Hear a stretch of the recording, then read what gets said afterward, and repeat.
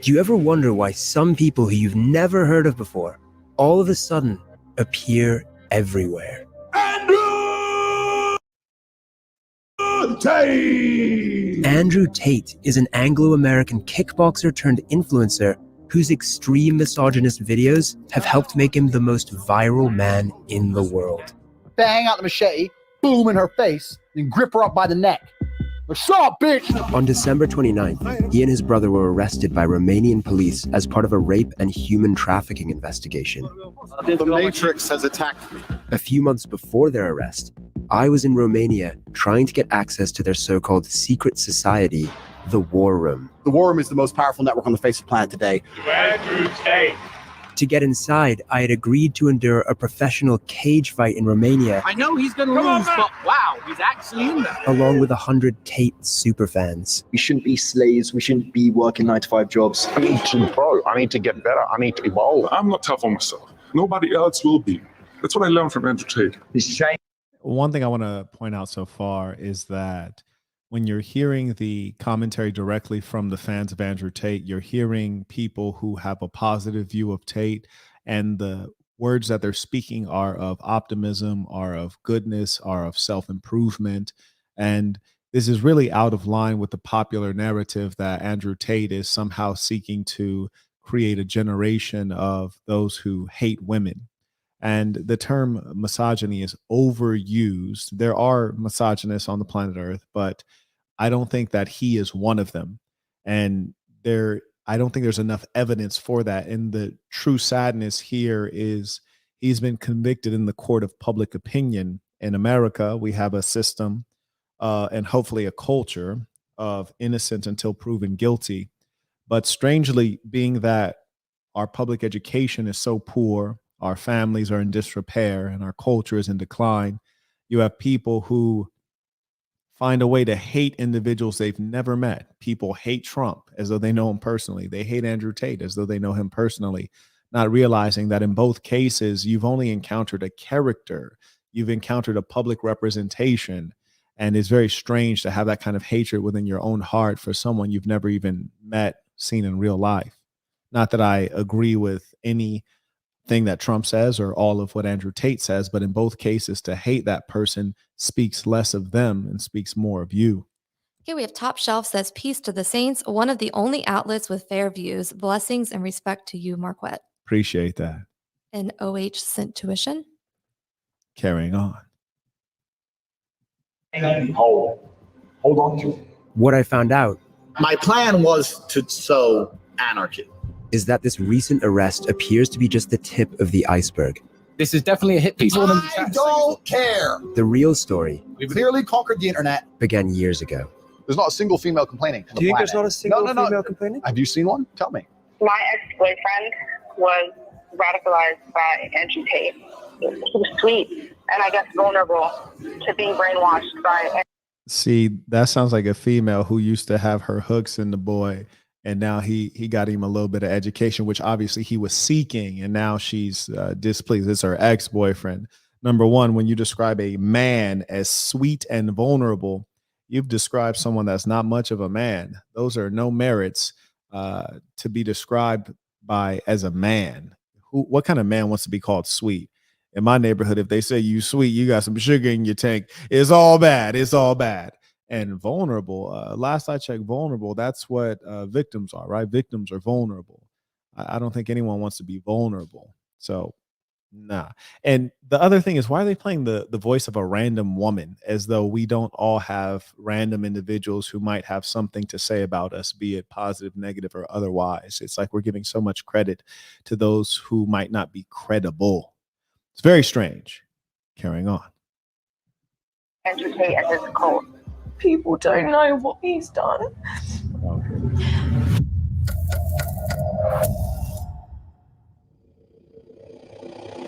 It's called The Dangerous Rise of Andrew Tate.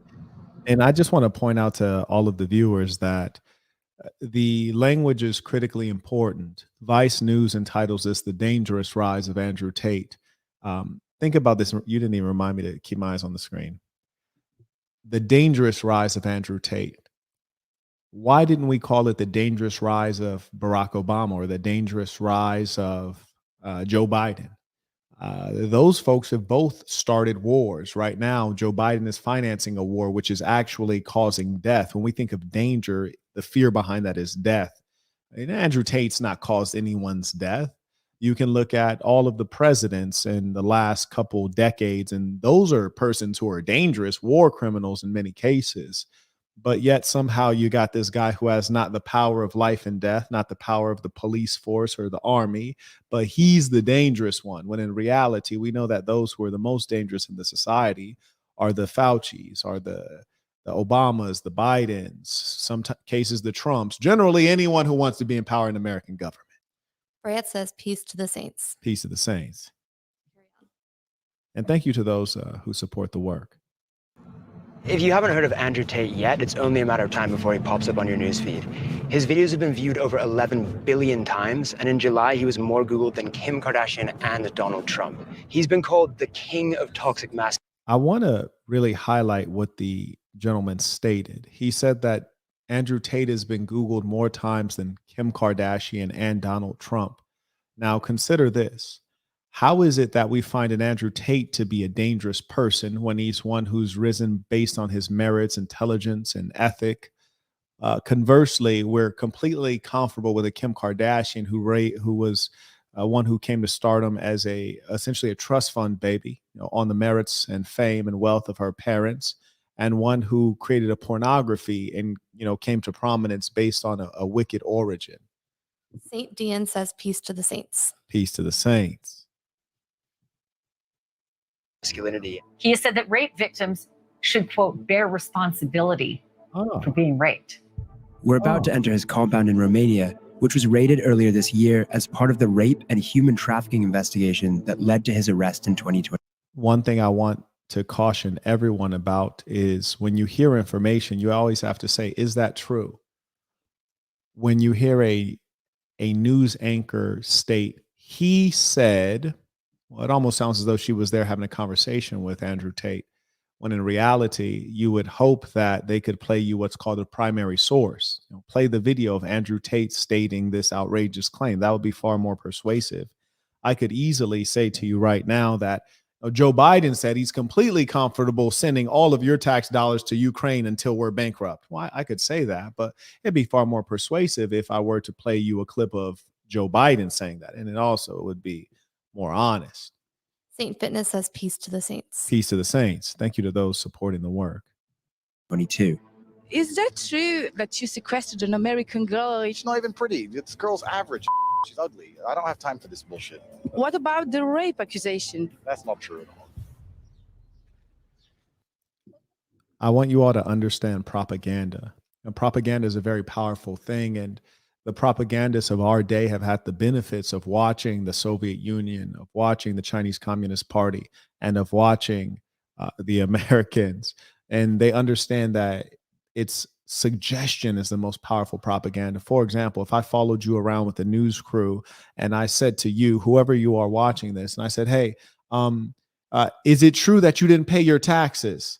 Whether you say yes or no, it doesn't matter. It seems as though like there's something wrong. Or if I say, is it true you were found with two underage women? No. Well, just the fact that I'm asking you that presupposes that there's something that is not quite right. And then it starts to change individuals' perception. The challenge is that we have such poor public education that people are easily fooled and, shall we say, led by the nose. Nordine sent two super chats. So he said, these people are targeting the wrong people while the true criminals are roaming in their government itself. Mad thing.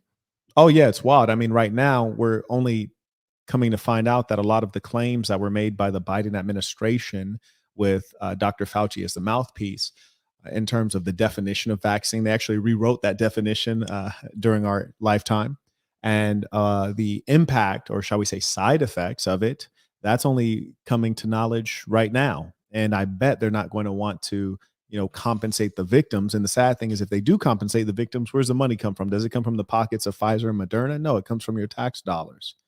Okay, Sue the artist says, peace to the saints, stopping by to drop tuition, hit the like. Indeed, bang that like button. And on Cash App, we have Altitude says, peace to the saints, supporting the work. Appreciate you. Shout out to the real ones who stand up. Hello, is this Andrew Tate's house? I'm Matt. Okay. Hey, hello. Just a second to have a confirmation from Mr. Tate. Okay, cool. Yeah, you just let me know when we're allowed. Okay. Yeah? Yes. Thank you. Shout out to Tate for having the armed guards at the front, you dig? And then the little bitty came through to let everybody in. I like that. He's moving in a strong way. But this is curious because maybe this was all for show for the documentary, and I wouldn't be surprised because he is indeed a media mastermind, because the day of the, I guess you like a small invasion, when the police forces of Romania came to raid him, there were no armed guards there because, you know, we've all seen the footage of how they entered. So this must be something that was perhaps for show. And I wouldn't at all be surprised about that. Thank you. Welcome. What is this interview? Hello, hello. Good to see you. This place is giant. Yeah, I can give you a quick tour. I can't show you a lot of it. A lot of it's like That boy Tate be wearing his shirts buttoned down to the belly button. You heard me? What's wrong with the boy? off limits, but I can show you some of it. Gee, come bite then. Show them how scary you are. Is this the normal level of security you have for your house every day, or is this just for us? This is the normal level of security I have in my house every day. I'm prepared for all eventualities. It's better to be prepared. So that I personally do not believe, based on the footage of the raid that occurred at his home. At the time that the police came and raided, there were no shots fired. There was no level of resistance. There were no armed guards outside. And I think that if there were armed guards, then, you know, there would have been a bit more to see. That was sensational. And certainly the media would have wanted to play that. So I do not believe that. I believe he is putting on for the documentary. And I think he'd be wise to do that. He understands media. And we know that face tattoos, crazy hair, you know, sex, a lot of things like this sell very well. And so he's cultivating the media. Jose sent a cash app. He says, peace to the Saints. Destiny made another video of you and DJ Ack. No kidding. Wow. Shout out to Mo Lestiny. Shout out to DJ Fatademics. Livingston! Shout out to all these goofballs whom I appreciate because they're making me more and more famous every day. I didn't have to spend a penny on marketing. I do appreciate that. Paranoid. May I also note that the reason they keep mentioning me is because the truths I've spoken about them, it hurt their feelings because it was so accurate, penetrated their heart. And I enjoy that. Carry on. I kind of like cars. I can tell, yeah. This door leads to, I can't take you in there. That's classified. Up on there, I can't take you in there either. It's classified. You do know if you go to any off-limit areas of security, you're going to intercept. So everyone. So I think this whole talk about that's classified, this is classified, he's creating mystique and mystery and understanding the human psyche. Oh, if you tell an average person, oh, I can't tell you that, or I can't show you this, or hey, this is a secret. That's enchanting. That's romantic language. They get to imagine, and average people are really good at imagining. So this is going to play into his persona that he's carefully constructed. And if you observed him over time, and I've been no major observer of Mr. Tate, but one thing we all do know is that he was a reality TV dating star. I think it was like a reality TV show. I don't know if it was a dating show or what, but it was a reality TV show. So anyone who goes on a reality TV show, you are seeking fame. It's just full stop. You're seeking fame because it's kind of like the easiest way onto mainstream television. You don't have to have real acting chops. You don't have to have a friend in the industry. You just have to be willing to go under your true legal name and be embarrassed. That's kind of the only requirement. You don't even need talent. And so he did that. So we knew he was always putting himself on a path, and he's walked the path and learned a lot and been able to come out on top, like very much so on top. His name is known the world around. And unfortunately, being that he stood for something and he was sharing values that are right now at war, it's a cultural war that's going on around the whole planet Earth. And he is on the side, you know, let's say For the moment, he's the best we got in terms of people who have common sense and believe in masculinity and even believe in femininity. He's the best we got. And so he's been the representative. And when you take that level of influence and he's representing things that our current rulers hate, the government hates, masculinity, family, heterosexuality, well, he's become a great target. And right now we're seeing that they're utilizing all of their powers to take them down. And we really need to understand what world we're in today. Just imagine when you have African nation states, which have historically been more culturally conservative, and I venture to say more moral than the West.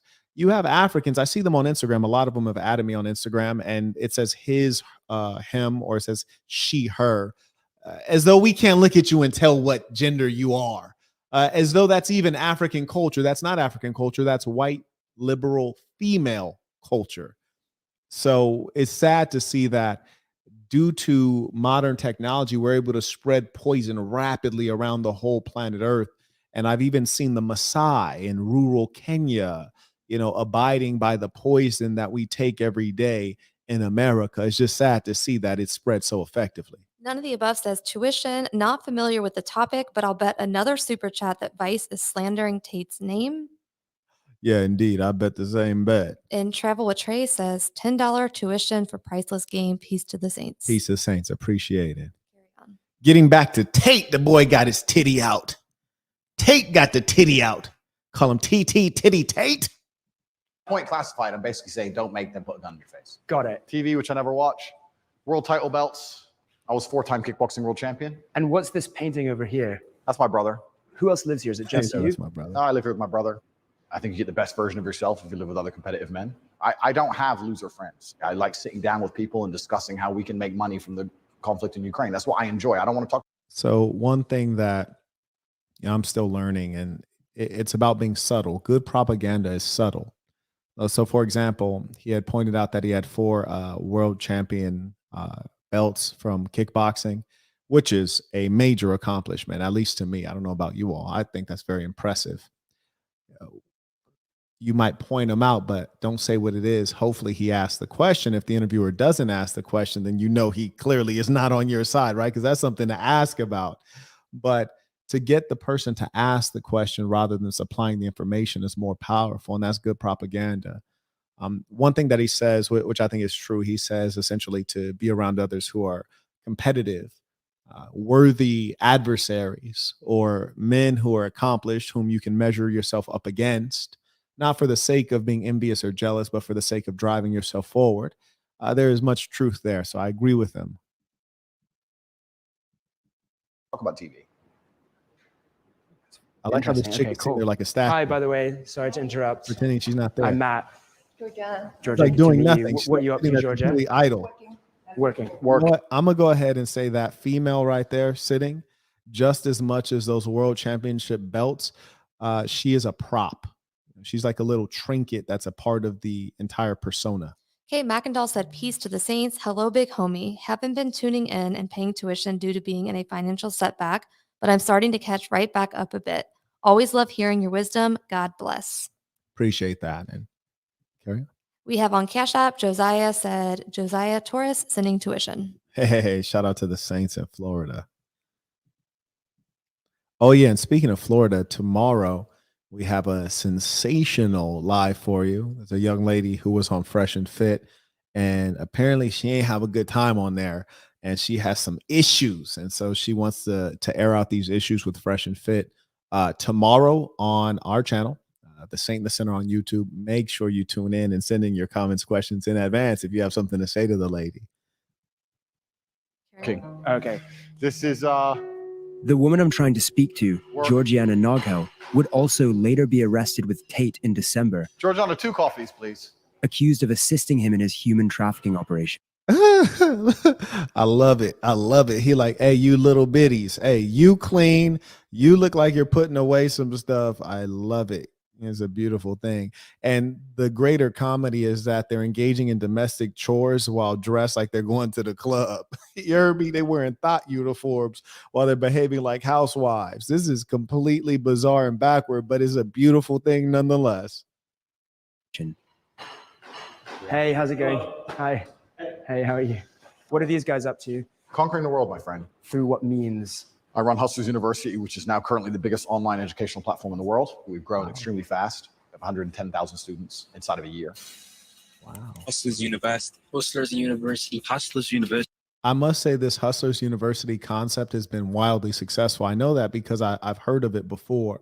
I'm not aware of what the content consists of, but I've heard of it and I've observed that he empowered people to sell it on his behalf. And if you've reached six figures in terms of student attendance, you're really pulling in a pretty penny. And historically, education, well, let's say historically in the West, education has been one of the greatest scams that we've ever seen.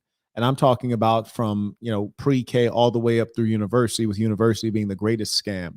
I say that as one who is lettered and has multiple degrees from top 15 universities, but all the same, the actual value of the education versus what you're paying for it, it doesn't line up at all. It's completely overpriced. So him being in the education game and having that many students around the world is very impressive. And so my congratulations to him and my compliments to his business acumen.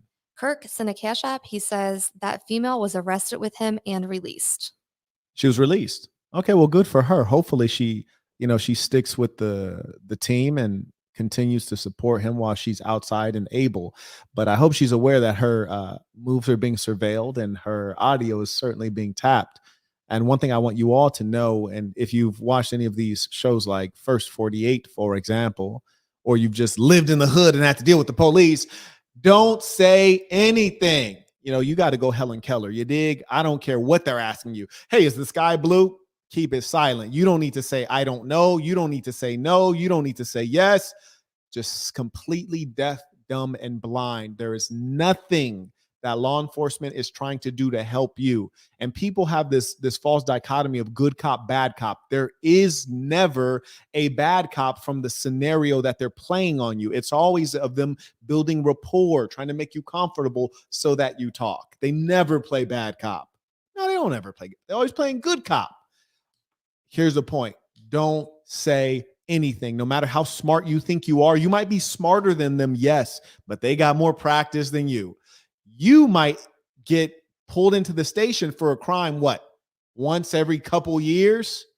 Worst case scenario, they do this every single day. So don't think you're about to outsmart the police in a conversation. You keep your mouth closed. The guy that sent the cash app said Georgiana was on Romanian news exposing his accusers. I guess that's the female. Shout out to her, man. I hope I keep some writers around me. I hope, number one, if they're around the police or anyone who works for law enforcement, they're completely silent, deaf, dumb, and blind until they can secure an attorney or secure their freedom. And when they call me, if I'm inside, they know that the communications are being recorded, not for the purpose of playing it back like a fire rap trap, but more importantly, for the purpose of incriminating. So I hope they keep their thinking cap on and know how to move without the ball. You dig? Okay, David said, peace to the saints, tuition, and happy to be catching a live. Thank you, sir. Oh, it's truly a pleasure. Jabril says, peace to the saints. You can find the whole thing for free on YouTube. It got me to finally start my business legacy, Allure. Rule number one in business, speed. Rule number one is speed. That's interesting. That would have to be unpacked. For $49 a month, Andrew Tate's online Hustlers University promises to teach his millions of followers the secrets of modern wealth creation, from crypto trading to drop shipping. No big deal, just the biggest online school in history. Is this a sharp sword? So one thing I would never purport to teach anyone is how to trade crypto. That's not something that's sustainable. This is more akin to gambling. There's no underlying asset. Most of the coins, the altcoins, are of very little value. You're dealing similar to the stock market. You're dealing with people who have the ability to trade using algorithms, technologies that are beyond your imagining, but you don't have the protection of the stock market, which are significant numbers of regulation. And most importantly, there's an underlying asset, a business, a company, a product, a service. And it's something that you better understand. Even a novice could say, hey, I have a Tesla automobile. I find that they provide tremendous value. It's a great product itself. It's well marketed. It doesn't have significant competition in the way of cars that are both electric, stylish, and have significant offerings of technology in the inside of the vehicle. I might drop a couple bucks in this stock. Cryptocurrency is radically different than that. Okay, Darius sent a super chat with a link. He said debate on masculinity, and there's a YouTube link. I cannot copy and paste that, Darius. I believe you have the support at marquettism.com email, so send that link there, please. Thank you. Carrying on. Or is it kind of a decorative sword? I did a Tate speech about why I have this sword. A Tate speech is like my YouTube channel, Tate Speech. Yeah. And I talked about how the number one problem with the world is that not enough men walk around their houses with swords. Mm-hmm. That's up there for sure. Because if more men walked around their houses with swords, so many of the world's issues could be fixed. But you have to extrapolate it. Okay. For example, so the woman panics. She sees something on TV. The man comes home. She's like, "Oh, we go start wearing a mask." Da, da, da. If the man walked around with a sword, and she's like, "Put a mask on," he'd be like, "I'm brave. I don't need a mask. I'm a commander. Fuck you." It's just a symbol of empowerment. You got your sword. Your wife starts talking. You're like, "Shut up. I decide what I do. Be quiet. Cook." Andrew's unashamed. You know, the funny thing is that these liberals, leftists, and general weirdos, they have Andrew Tate on the chopping block, not because he's a wicked fellow, but because they just don't like him, right? He's not a personality that they can identify with. And I get that because I look at them the same way. But because you don't like someone or you disagree or you have a different culture, that's no reason to try to destroy them, silence them, cancel them, incarcerate them, or kill them.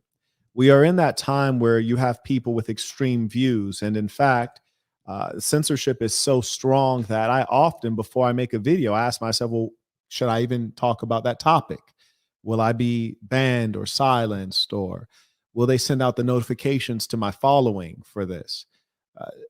We're in an era where if you say the truth, it can be called hate speech. For example, if I, Marquett Devon Burton, were to put on a dress and go outside and then someone described me as a man wearing a dress, they mean the establishment, the government, social media, the tech giants, they would call that hate speech, but it would be an accurate, truthful description. I'm a man wearing a dress. And when truth itself becomes hate speech, we should all be in fear. Whether you really support all of what Tate stands for, we have to support him in as much as they're taking him down because he's a speaker of truth. Might not be the truth. It might just be his truth. But are we not entitled to that as human beings? Just the simple fact of being able to express ourselves. That's what he's being taken down for. Expressing ideas that are in contradiction to what they would have you believe. He's not done anything criminal, because one thing we all know in this modern era, to be able to commit crime consistently around the world and there be not a shred of meaningful evidence, well, that's kind of hard to do now, isn't it? But I can tell you one thing that is very easy to do in this era. It's very easy to fabricate evidence. It would be very easy for me to create fake. You could even use what's called a deep fake technology. And you've seen me post deep fakes on my Instagram, which is Marquett Devon. If you don't follow me already, tap in, you dig, check out some playerism. I showed a deep fake of Kanye West basically dancing and talking in a pair of Speedos. I've shown deep fakes of Donald Trump saying crazy things, of Joe Biden saying crazy things. We're in that era where truth can be manufactured. And so when you come to know a person for a certain set of values and beliefs, you almost have to know what their limits are. Like if someone showed you an image of Marquett Devon Burton doing something that's ill-advised, you might have to know that might not even be him. They might have a deep fake out here. And that's the situation we're currently in. It is quite sad. By the way, for the folks who are watching on Instagram, please go onto YouTube and view this live stream on YouTube, because the Instagram is not rendering this in the way that I think is best. So I'm going to go ahead and just type in the YouTube link for you guys right now. So it's youtube.com/Marquettism. Come over here, get you some ism. You'll be able to see the screen better. So I'm advising you to view this on YouTube. You can just type in The Saint and the Sinner, or you could go youtube.com/Marquettism and it'll give you a better view. Now let's get back to this. Aimed misogynistic and violent views so far seem to match his YouTube persona. But to find out how he's translated those into viral fame, I want to point out that right now. See, that was a very unfair thing. The interviewer or the documentarian, is that the word documentarian? Look that up for me. He states that Andrew Tate's online persona is matching up what he's observing and documenting, as though it shouldn't.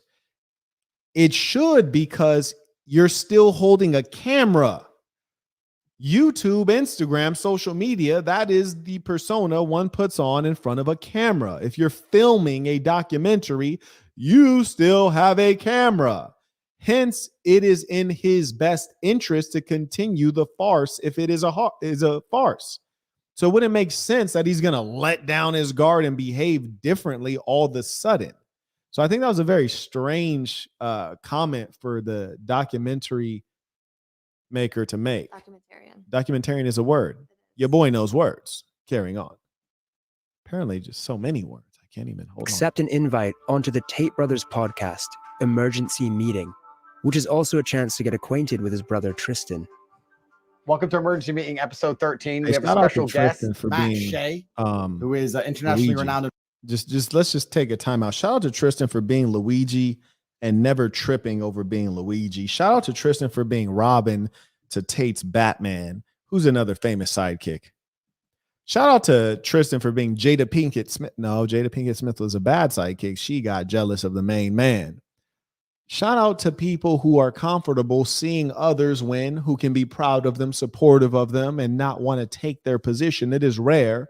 And that is why there is the biblical story of Cain and Abel, when one brother wanted the favor that his other brother had and slayed him, thinking he could get it. And respected. He's a folk singer, and he's going to sing us a song. Andrew's invited his mate on our show without my consent. I'm just going to have to bite my tongue and listen to you guys talk most of this emergency meeting. Otherwise, I'm going to walk off. Matt, can you introduce yourself? Tell them about your singing career. Tell them where you're from, etc. Yes, so I'm actually. No. Don't tell us that, Matt. First off, Matt, tell us why you look miniature in between these two gentlemen. He looks like he weighs about as much as a Thai prostitute, the female ones, not the male ones. And also, why is he wearing a gas station jacket or gas station attendant shirt? I don't know. We have none of the above says, I know you're against betting unless you have an underlying knowledge. Would you access would access to advanced stats theorem that improves my chances apply? Let me tell you something. It's not about your knowledge. You know, you might have an edge in terms of knowledge or even intelligence. Betting is designed to be, well, put it this way, casinos, betting, gambling, odds makers, all of the intelligence they're using is designed to even outperform the most intelligent among us. This is why, you know, casinos currently exist. And I live here in St. City, Las Vegas, and they're massive institutions and they're very plush. And it's because they're able to beat all of you, not just the average American, but the intelligent and educated American. If it was such that just intelligence was the only necessity to beat the casino, you would see all of the Ivy Leaguers down here right now, just 24 hours in those casinos. You'd see the physicists. You'd see the guys who are currently in currency speculation. You'd see the guys who are currently in high frequency trading and paper assets. They wouldn't be on Wall Street. They would be on Las Vegas Boulevard gambling, but they're not there because not even they can win. They'd much rather just invest in the stock of those casinos because those casinos are winning. Let me advise you strongly against intoxicants, be them drugs, alcohol, sugar. Let me advise you strongly against gambling. What else do I advise against?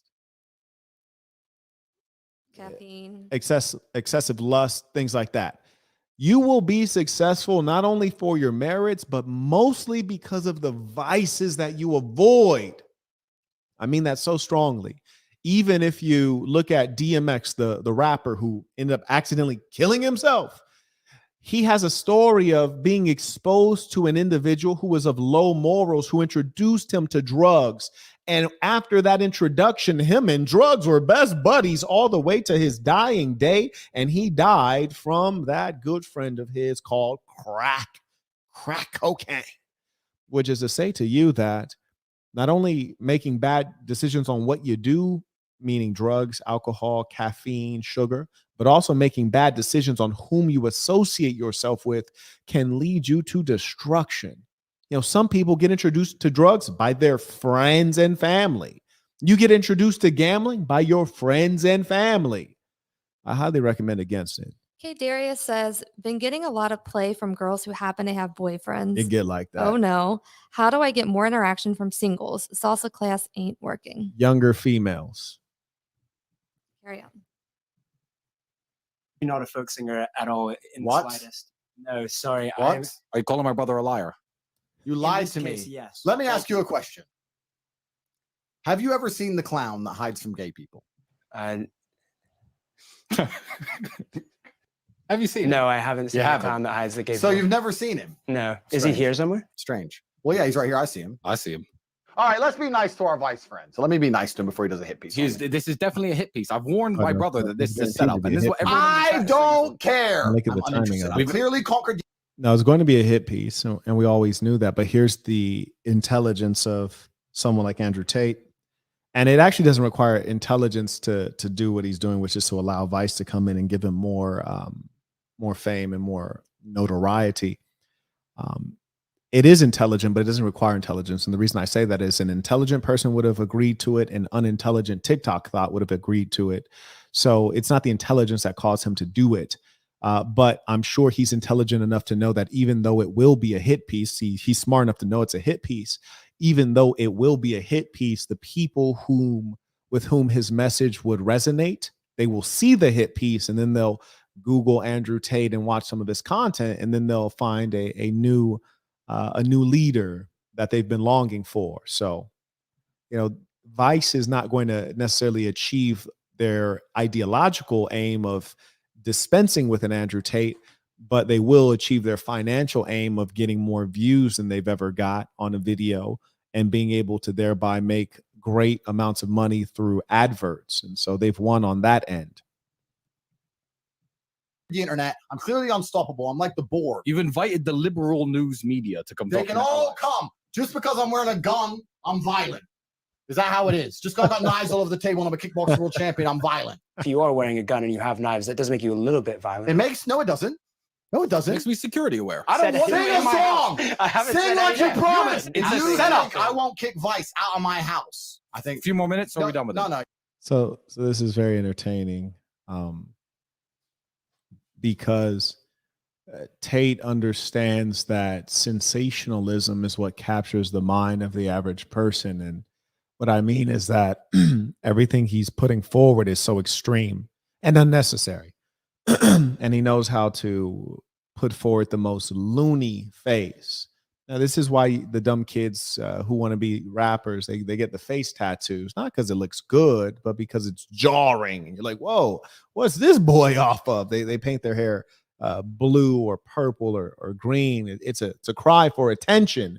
And you know what? We will give you attention if your hair is blue or green or pink. We'll look at you because you're a weird individual. And we're looking at you thinking, well, this guy's weird. And you're getting the attention and you're thinking, oh, they like me. They love me. They're interested in me. When really it's just we're watching a train wreck and you're the train wreck. But it is that delusional nature of the person in our society today that they don't interpret what's happening and they just feed on that attention. Most of them are too dumb to monetize it. But Andrew Tate is a very savvy businessman. So he's able to monetize the attention. And then he has something that the people with the blue hair don't have. He has business acumen. He has a message. And so he's been able to take all of that. And instead of the blue hair, he has the gun on his hip. He has the knife on the table, and he's wearing a bathrobe, which is reminiscent of Hugh Hef. And we know it's strange. Like I wear a bathrobe on my live sometimes, but I don't have a bunch of people in my house, and it's not the middle of the day. Like I'm wearing a bathrobe because I'm home with just myself and my women. It's not me and my brother and like a studio crew and things like that. But he knows how to create imagery, and that's very powerful. And we have to respect him for that. But we also have to be able to see through the BS, and most importantly, know that sadly, at a certain level, there's a necessity if you want to break into the mainstream. You have to go that far if you want to break into the mainstream, because you can pay for ad units on Google or Facebook or Instagram, but nothing's going to get you more far than something that's very titillating sexually or something that is jarring visually. And that is better than advertisement that you could pay for. Are you caught up? Yeah. Okay. I thought they were supporting the work. I thought somebody had put check PayPal. There's no PayPal yet. Okay, might not have come through. You can sing now or you're off the pod. During an ad break, Andrew breaks character. 30-second break. Check shit. Another 5 minutes and we'll get you out of here. You can talk shit back. You can annoy us if you want. Don't worry, no, I know. I'm just not very good at it. I'm not very good at talking shit. We've had a long career. We have to do our normal broadcast. Okay. Kick him off the pod. Cool, man. Have fun, guys. Yeah. Bro, this is going to be the worst documentary about us. What they gonna say? What they gonna say? I don't know. He has lots of cars and money. All the women love him. He's sexist. Oh no! Please don't put that on the internet. Who cares? Right? Whatever. Within minutes of being on their show, the Tate content machine snaps into action. Oh yeah. Wow. Already. You promised to sing to me. If you think I won't kick Vice out of my house, you can sing now or you're off the phone. Tate brothers. The funny thing too is that you have a masculine, sizable, bald male. The balding of the hair is a result of a byproduct of testosterone, which is a masculine thing. That's why women generally are not balding. Men bald. It's a very masculine, virile, strong thing. Shout out to the Bald brothers. You dig? Okay, Shout out to Jordan. You dig? We have Linus on PayPal. Said Shout out to Tupac. You dig? Go ahead. Shout out to Suge Knight. You dig? Go ahead. Are you done? Yeah. Okay. Shout out to Rick Ross, the big boss. You dig? Go ahead. No, go ahead. Go ahead. Go ahead. Linus said, Marquett, you should react to Abba and Preach's recent video about Tate, where they said he snitched on himself by selling course videos where he taught people how to get webcam girls to work for you. That's what they used in court as evidence.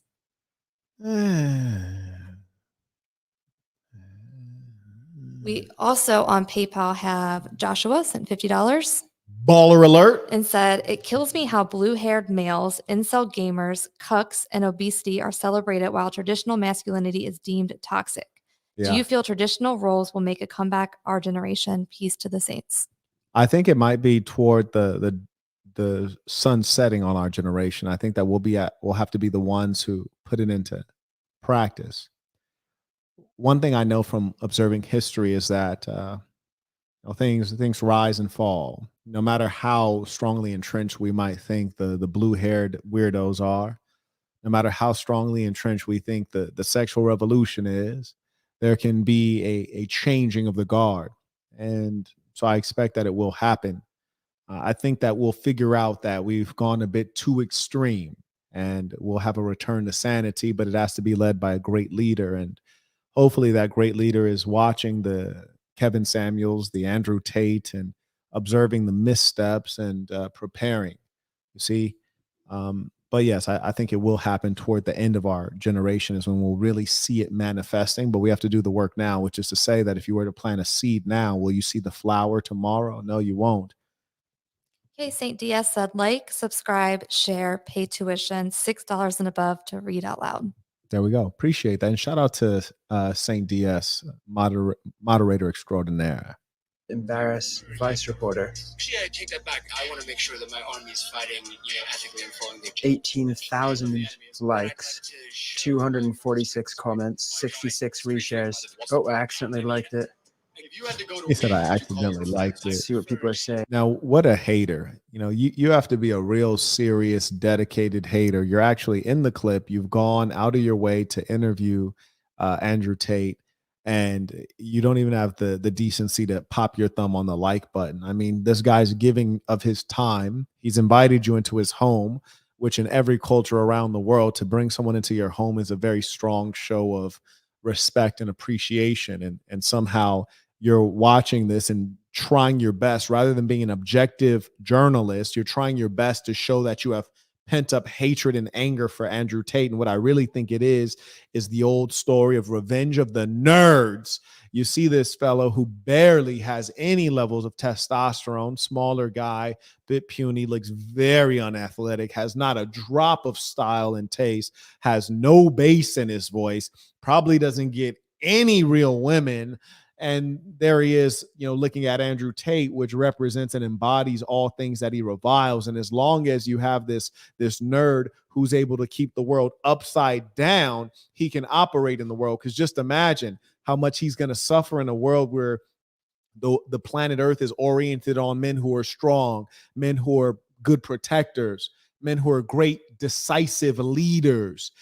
He's going to suffer in that world. He needs the world to be weak, so it's accepting of gummy bears like him. And that is why he is at war with an Andrew Tate and those like Tate. Okay, we have Mr. 1950 said, respect to you, bro. Nothing but great content. Appreciate that. Shout out to the ones who make their name known and really do show appreciation. It really does mean a lot to us. Thank you very much. And shout out to Joshua. He's always consistent. Tate win, as always. I'm impressed how easily he runs over weak men's arguments. It isn't Tate posting all these videos, so who are all these people? Tate Brothers Embarrassed Vice Reporter was posted by a fan account that has 58,000 followers and 3.9 million likes, and is just posting loads of videos every single day. Right in the description of his account, it says, looking to level up your life, start here. I want you guys to understand the difference between things that are honest and organic and things that are phony and manufactured. Look at that Vice News video. I'm going to show you right now. I'm going to show you. Look at this. This is what you understand. You need to understand what is false, phony, and manufactured. They hate the truth. Look at this. You see this? 100,000 views. Okay. Comments turned off. Comments turned off. Why are the comments turned off? Oh, the comments are turned off because it turns out that the majority of individuals are just like you and I. The majority of sane, truth-respecting human beings are like you and I. And for us to remain disunited and uninformed and unaware that we are actually the majority, we are actually constituting popular opinion, they have to turn off the comments so you can't see everyone echoing the same thing, which is this is a hit piece. Vice News is very liberal. Vice News is dishonest. Andrew Tate is being persecuted. They turn off the comments, which is ironic, because wouldn't a journalism outlet believe in objectivity? Or how about this? Freedom of speech. Isn't that what journalism is about? Getting the information out there. Yet they want the information of your view and your perspective to be suppressed. So they turn off the comments and do it shamelessly. Wow. Okay, we have Jay Smooth said, peace to the saints. Peace to the saints. And Vicente said, would you do a video on tip culture? I have mixed emotions on the subject and would like your perspective. Peace to the saints. I think tipping is a terrible practice. I also think bad service is a terrible practice. I think that if you have a job, you should do your job because you've selected the job and you're proud to represent yourself well in whatever you have chosen to do. I think tipping is a terrible thing that allows business to underpay their workers and externalize that cost to the consumer, which really prevents you from accurately estimating, the cost of fill in the blank. And also it creates a sense of entitlement among those who are in the tipping jobs. And here's the irony. The irony is that those who deserve tips don't get tips. Public school teachers, firemen, folks like that. Okay. We have Major Mind and Soul said, late supporting the work. Where's my manners? I'm enjoying the haters in this chat. It shows that the saint is firing on all cylinders once again. Peace to the saints. Indeed, indeed. when the haters show up, they let you know that you made it. You know, there's a couple stages to your rise, and initially no one listens. Then you get a few true believers, and then you become famous, and then also you have haters adding on. You know, if the haters aren't there, you ain't doing nothing. You ain't crossed the line yet. So appreciate that. We have Mr. Man in Action came in on Cash App and said, "Keep up the great work. I'll tap into the playback." Appreciate it. Shout out to Mr. Man in Action. Carry on.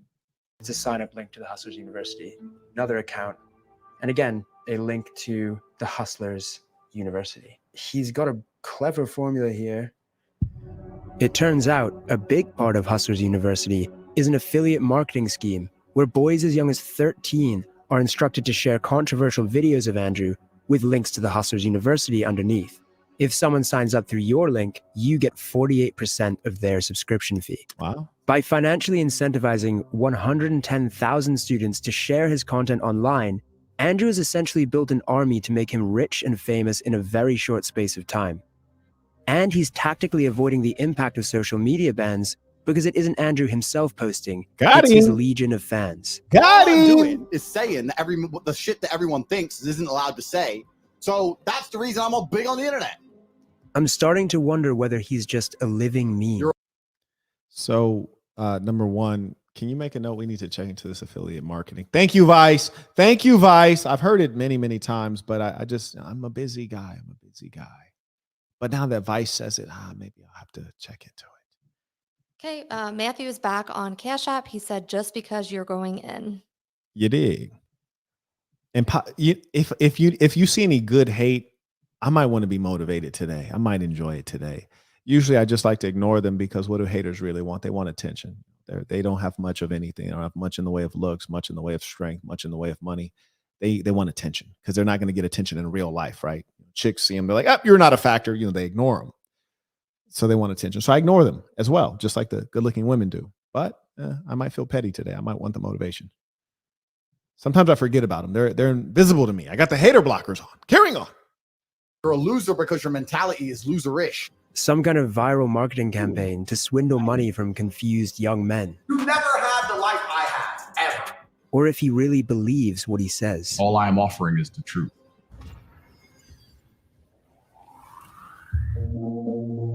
Andrew first appeared on our screens as a reality TV star.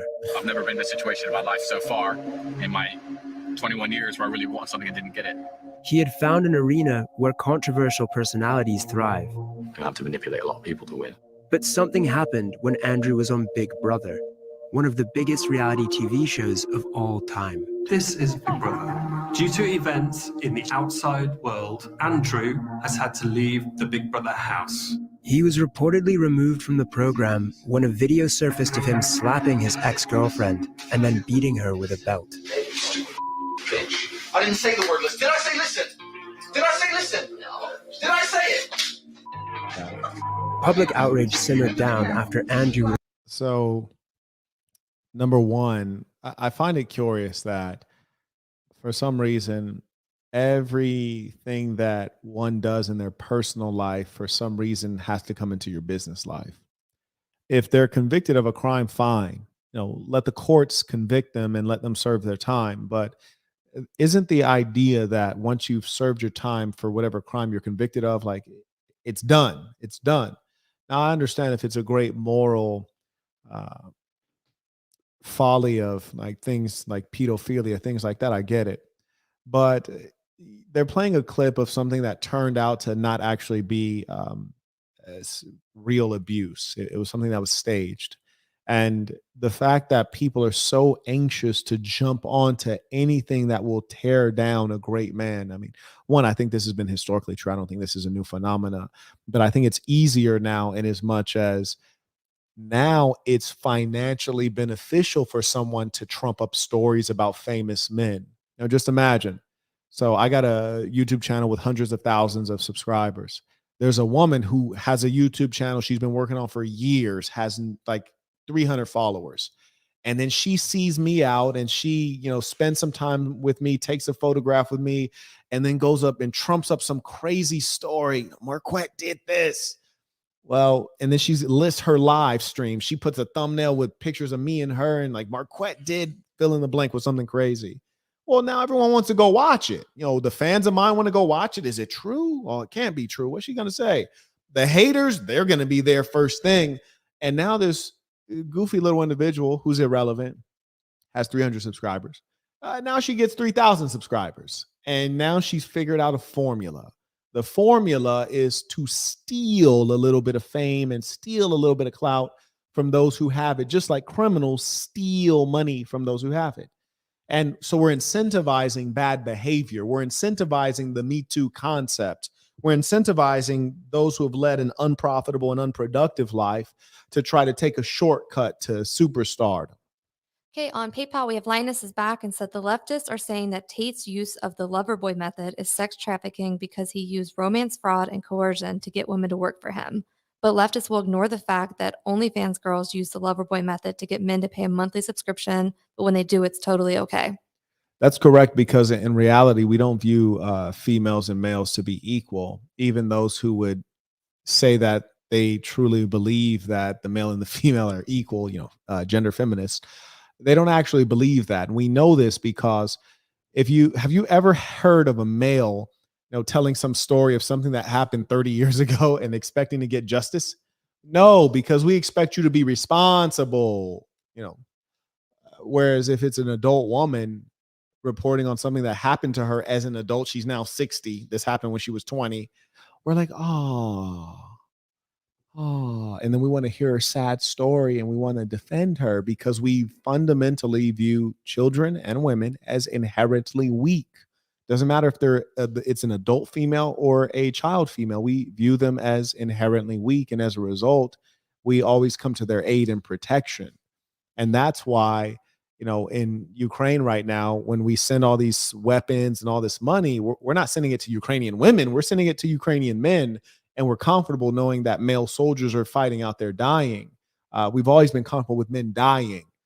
But we always say, well, save the women and children. The Titanic is going down. Save the women and children. Why? Because we view them as weak. If we don't save them, they can't save themselves. Okay, the person that sent the Cash App earlier, or the super chat, Darius, I opened the link. It is a Vice interview, kind of like the female one that you did, but it's men on the panel. And it's called Be a Man, Modernists and Traditionalists Debate Masculinity. It could be a good one because one of the so-called men on the panel is wearing a dress. Oh, goodness. Send the asteroid, Lord. Send the asteroid. Apocalypse now. Wearing a dress, talking about how to be a man. Wow. Okay, DeHaven says peace to the saints. Please tell me he ain't black, though. He's white. Don't do us dirty like that.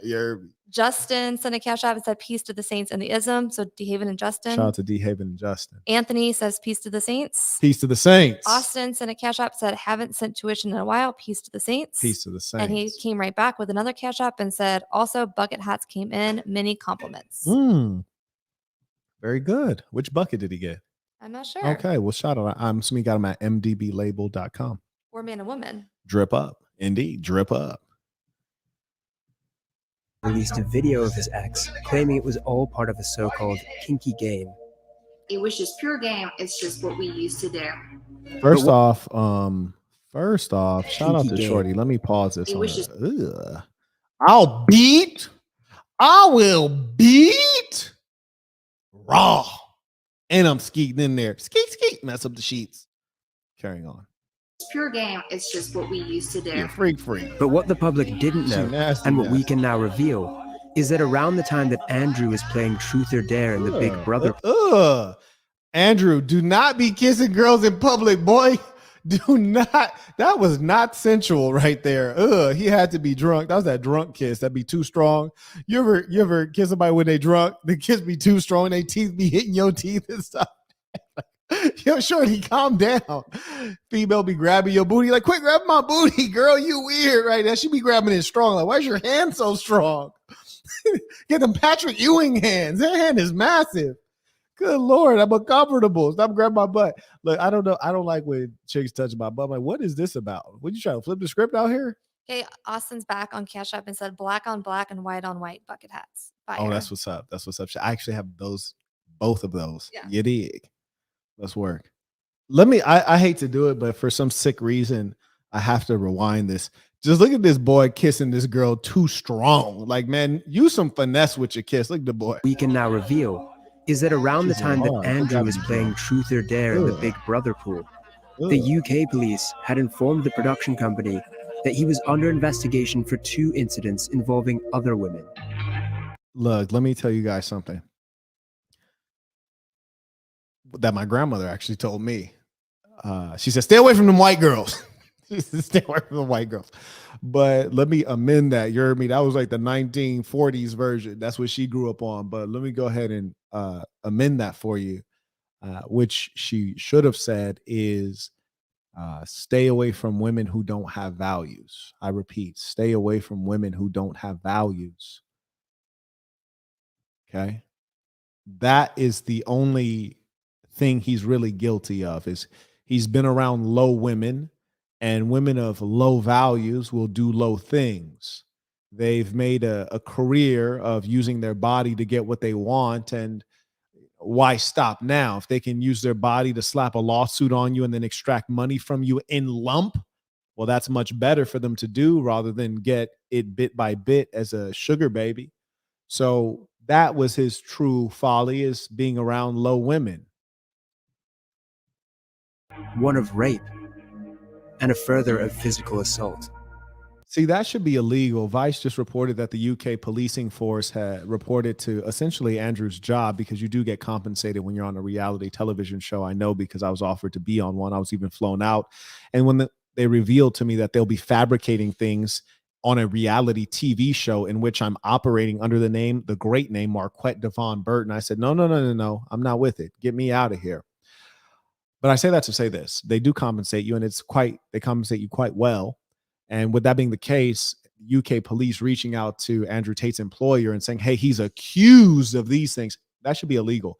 They should be susceptible to lawsuit, because they're essentially A, getting him fired, which is removing his source of income, and B, they're sullying his reputation without having confirmed that he's guilty of something. So it's speculative, which is to say anyone can be accused of a crime. Right now, I could accuse Ifa Munde right here. I could accuse her of assaulting me. Does it then make sense for us to call her employer and tell them that she's on trial for assaulting someone? No, it doesn't make sense, because she's innocent until proven guilty. Okay, we have Johnny is back on Cash App, said, please continue. Peace to the saints. Peace to the saints. And Austin is back with his fourth Cash App and said, just peep the microphone. The branding is cold. Hey, shout out. Appreciate the person who got this for me. This is real love. Appreciate that. Always thinking of me, and those are the kind of folks you want around you. This is really cool. I didn't even know anything about that. This is kind of what the pros have, right? Yeah. All right. In May 2021, Tate made reference to his arrest in an appearance on the Fresh and Fit podcast. I was like, who are you? They're like, you're under arrest for a suspicion of assault of this dumb hoe. And I'm like, wait, this is dumb hoe? Hey, shout out to Tate. He's a wild boy. Look, Tate talk like a rapper, and I think that's why they really hate him, is because rappers say what they want. They say all kind of crazy stuff. Most of it is a lie. But Tate talks like a rapper. So does Donald Trump. And that's kind of one of the things we appreciate about them. Not necessarily that they're always telling the truth, but that they'll say what they want and they'll have fun and they'll be loose, which is more authentic. It might not be more truthful, but it's more authentic. Whereas you have the likes of a Joe Biden, he's reading a teleprompter poorly, albeit, or you have Kamala Harris, she's very stage managed. They told her what to say in advance. We're like people who are natural, and you could imagine, like, I could go out and hang out with that guy after work. We don't like the Joe Biden types and the Hillary Clinton types that you can tell they're faking with you. And this was super funny. Let's rewind what he said. I was entertained by that. Suspicion of assault of this dumb hoe. And I'm like, wait, this is dumb hoe? Oh. They didn't, but I'm going to protect her anonymity because I'm a nice guy. Dumb hoe. During the same period, the Tate brothers were recruiting women for a webcam sex business and creating the first of their many online courses teaching other men how to do the same. I am her everything. It doesn't matter if I fuck someone else, because I'm her everything. She has nowhere else to go. It was called the Tate PhD, or pimping hoes degree. She was a fucking hoe, and I spotted it instantly because she didn't humble herself when she was supposed to. And I'm glad I didn't waste any more time on her because she's never going to be doing like my other girls do, living in my house, letting me fuck other women, remaining loyal, and fucking bringing me coffees and doing as I say. Andrew has closed down the pimping hoes degree to focus on the hustle. Woo-wee. Look, I think even Vice knows and even the law knows that what Tate termed the PhD was not a serious thing. It was a marketing tool. And it was effective too. It's comical. It's what's called remarkable. Remarkable makes you want to make a remark about it. And in as much as that's the case, that's good marketing. It's called word of mouth. So I think that they're trying to take some language that are used for marketing messaging and apply that to criminality, which I don't think really adds up. And if he was just an outright trafficker, I don't know why he didn't just open up a brothel in Romania. I presume that there are a great many there, as there are in much of Eastern Europe as well as Western Europe. In Frankfurt, the whole city is a needle-infested drug whorehouse. Have you been to Frankfurt? Yeah. Terrible place. Terrible place. Good. Stay away from there. Hustlers University. Luke, your screen's compromised, yeah? So keep it super fucking vanilla. But with a historic rape allegation in the UK, and the Romanian police now looking into him for rape and human trafficking, is this the I want to find out more about his methods of recruiting women.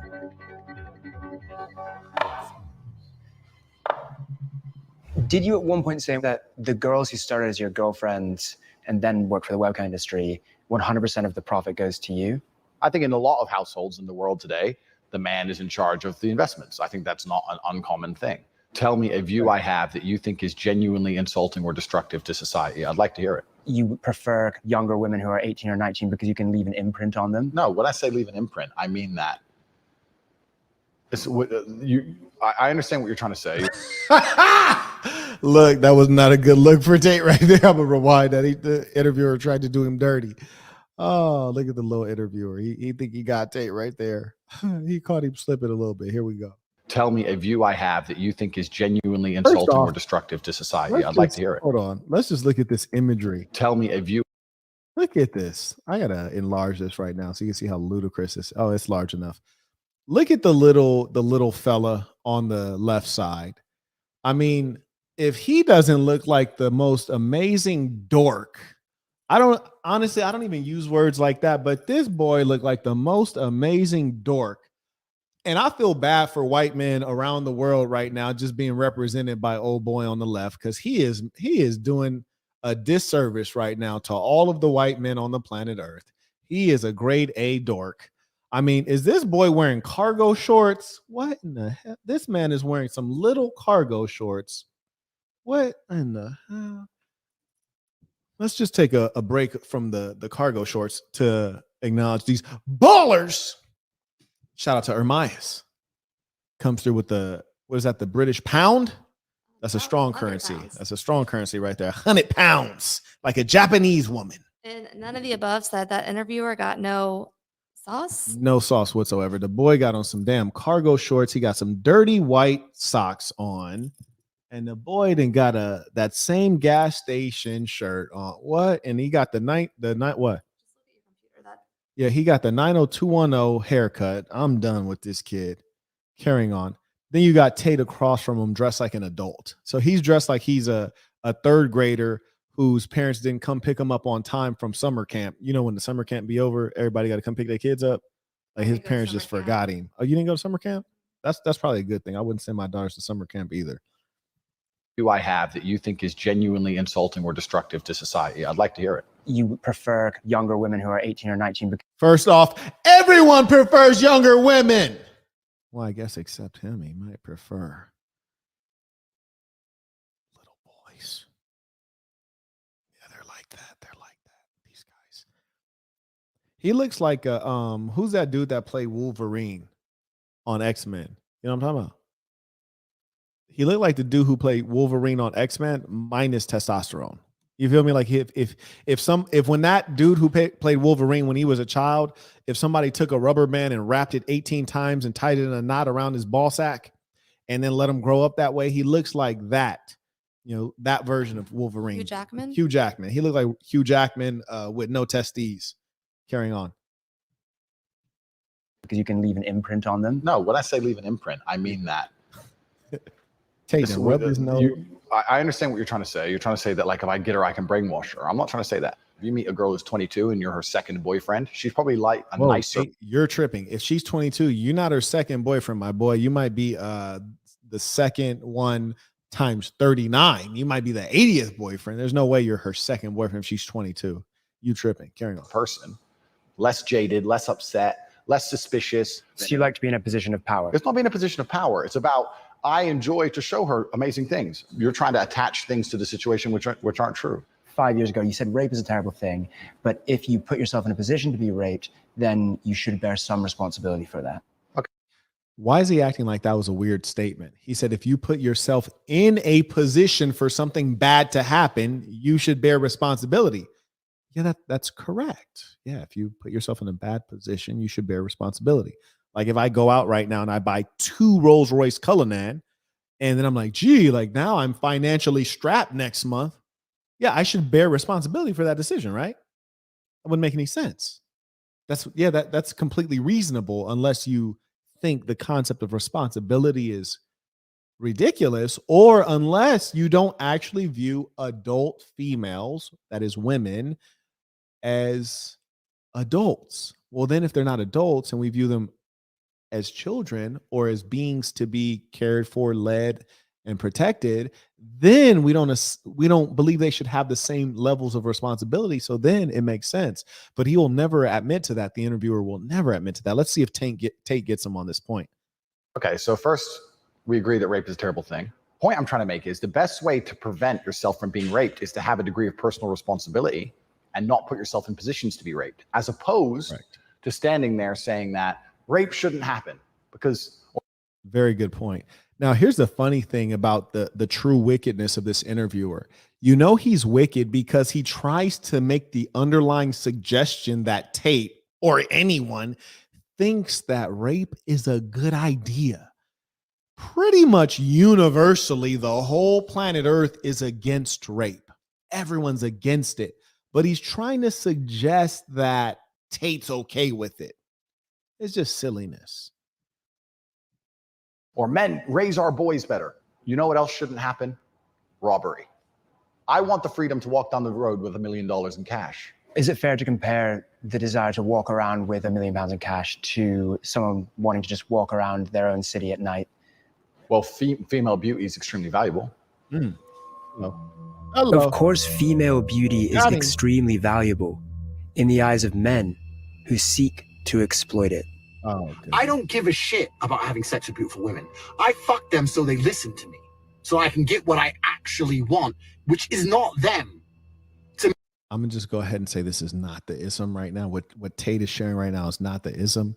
And this is when he get into that British accent. This when he be talking that bull and like, I don't fuck women just because I like them. I fuck women so I can actually control them. When he start getting to that British accent, he'd be talking crazy shit. But we gonna play it anyways. First off, if anyone has ever had a female, I can promise you that laying down the D game is not going to keep her in line or under control. I promise you of that. And I don't say that as someone who's been laying down the D game. I say that as someone who has not been laying down the D game and still been in full control. You dig? Because only a trick thinks with their prick. You dig? Nah, we ain't moving like that. You don't make love to the body. You make love to the mind. So this right here, I ain't signing off on that. This is not ism right here, but I'm gonna let you hear what he has to say regardless. To me, so I can get what I actually want, which is not them. It's a means to an end. Every single Bond girl was exploited. That's exactly what I do. Have you heard the term lover boy before? The lover boy method? Yeah. Romantically involving yourself with a woman and then making money off of her in some sort of sex adjacent industry.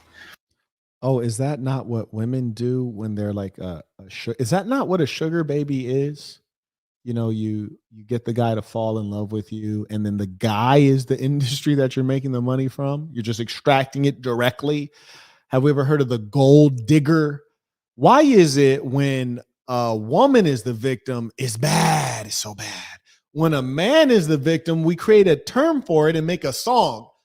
I ain't saying she a gold digger, but she ain't with no broke. We make a song about it and we dance to it, and it's all good if a guy's the victim. But if the woman's the victim, oh my, it's devious. Firstly, I would call the webcam industry far closer to psychology than sex. The webcam industry has prevented more male suicide than any group of therapists, any action group, any charity ever would, right? Is that true? How can you measure that? Well, it's not about measuring, it's about my personal experience. One of the concerns that people have about that Okay, no, Loverboy method is that let me correct you, because I'm a professional. Is that it's similar to... Shout out to Tate. He said, no, let me correct you, because I'm a professional. Hey, look, and if he done ran as many broads as apparently the Romanian courts think he has, he indeed is a professional. Hopefully not a professional of trafficking, but just a professional businessman in the webcam industry. I also find it strange that in this modern world where there's infinite access to communications technology, a woman who's being exploited cannot communicate that at the time of the exploitation. Why are these things always so late, years after the crime? Why? So that there's no evidence. Oh, how could there be evidence? Because it didn't happen. So now there's only speculation. And why do you wait until he's a multi-millionaire to bring forward your allegations? Why, oh, why, oh, why? Thank you to those supporting the work, by the way.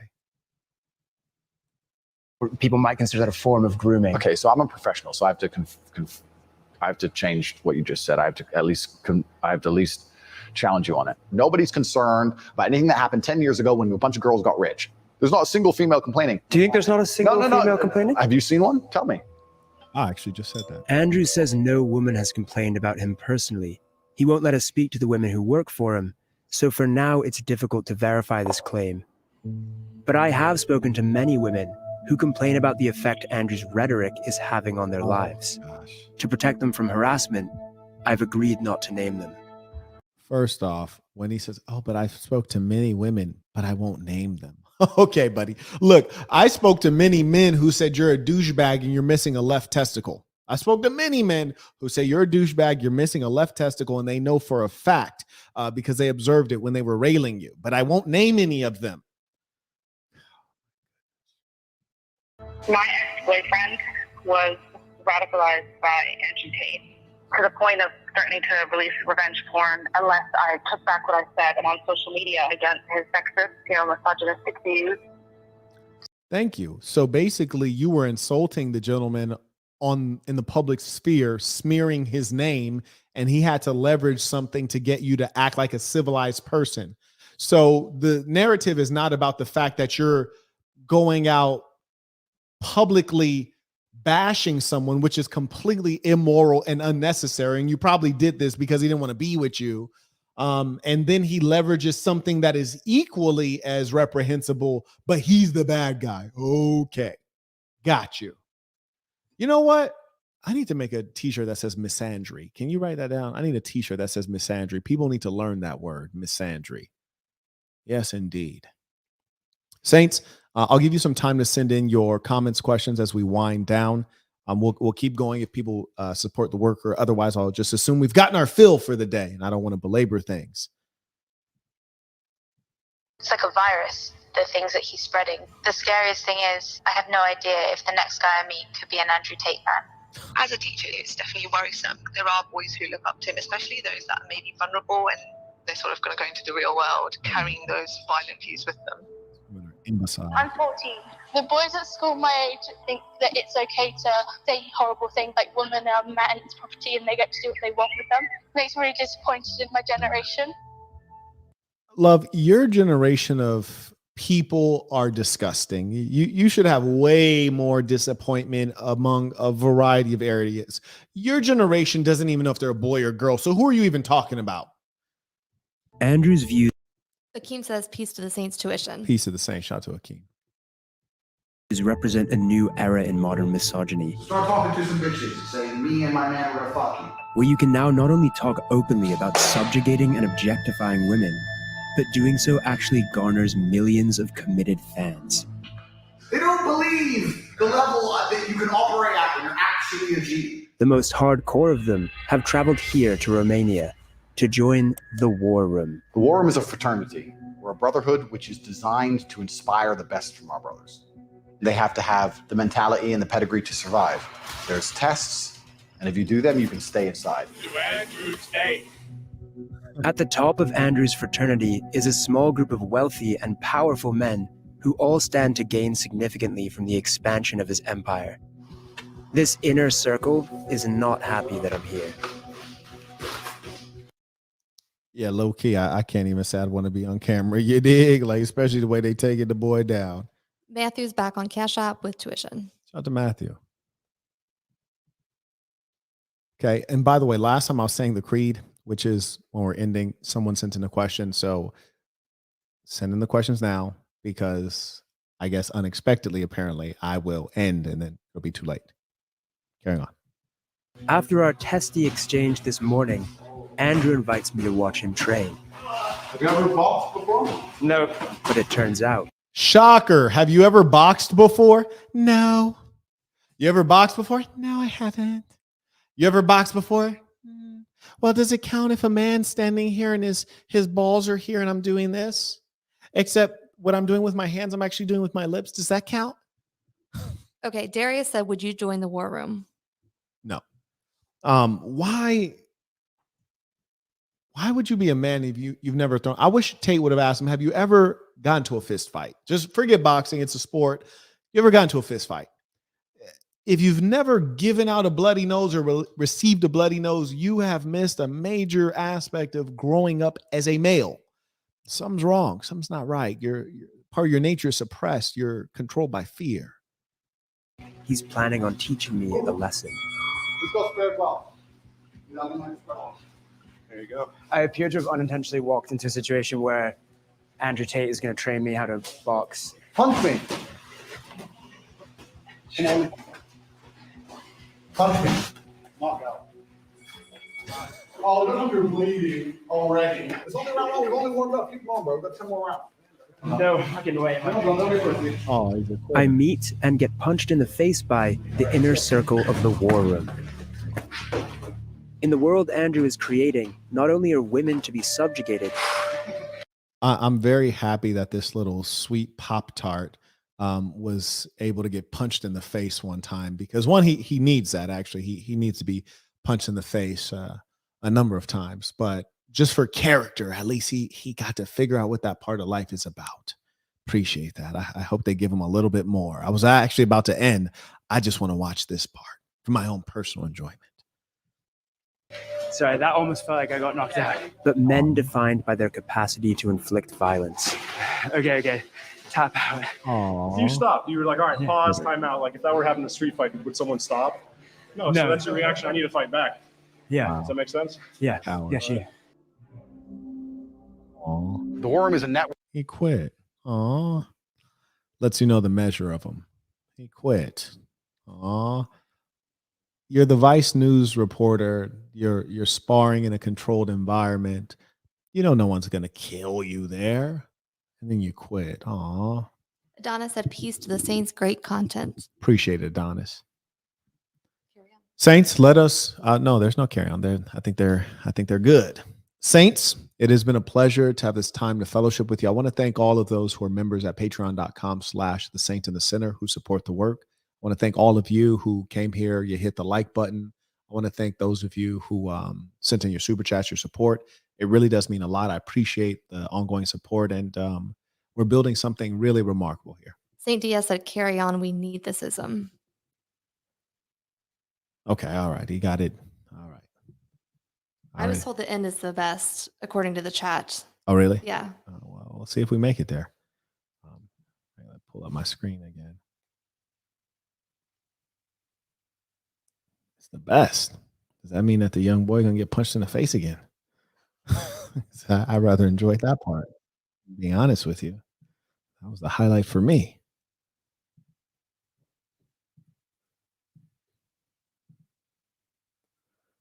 None of the above is also said, keep going. Almost felt like I got knocked out. But men defined by their capacity to inflict violence. Okay. Tap out. You stopped. You were like, all right, pause, time out. Like if that were having a street fight, would someone stop? No, so that's your reaction. I need to fight back. Yeah. Does that make sense? Yeah. Yeah, she. He said, yeah, sure. He's exhausted. The War Room is a network. We have 10 meetings a year. The next one's going to be in the mountains of Transylvania. You could do it, but I don't know, my friend, if you're prepared. We've left Bucharest and we're driving into the Carpathian Mountains to meet Andrew and his inner circle for the War Room, which is going to involve something called the test. I've made it into Andrew Tate's War Room, where 100 of his biggest fans have flown in from all across the world, each paying $5,000 to have their manhood tested by the one they refer to as Commander. None of us know what he has in store. Let me tell Vice right now. Vice, you guys should be very disappointed in yourselves because what you just did is you've just done two things, okay? Number one, you've increased Tate's exposure to those he might not have been exposed to. You further have shown the high level of organization. I didn't even know Tate was this organized. It's really impressive. And you've also created a model to let others know what can be done. So you've only extended the work that he's engaging in so that someone else can pick up the mantle. And it was stated by Napoleon Bonaparte. He said, I found the crown of France in the gutter and picked it up. We know once he picked it up where he put it on his own head. Okay, we have Jerry said, let me drop $1. Good work. Peace to the saints. Peace to the saints.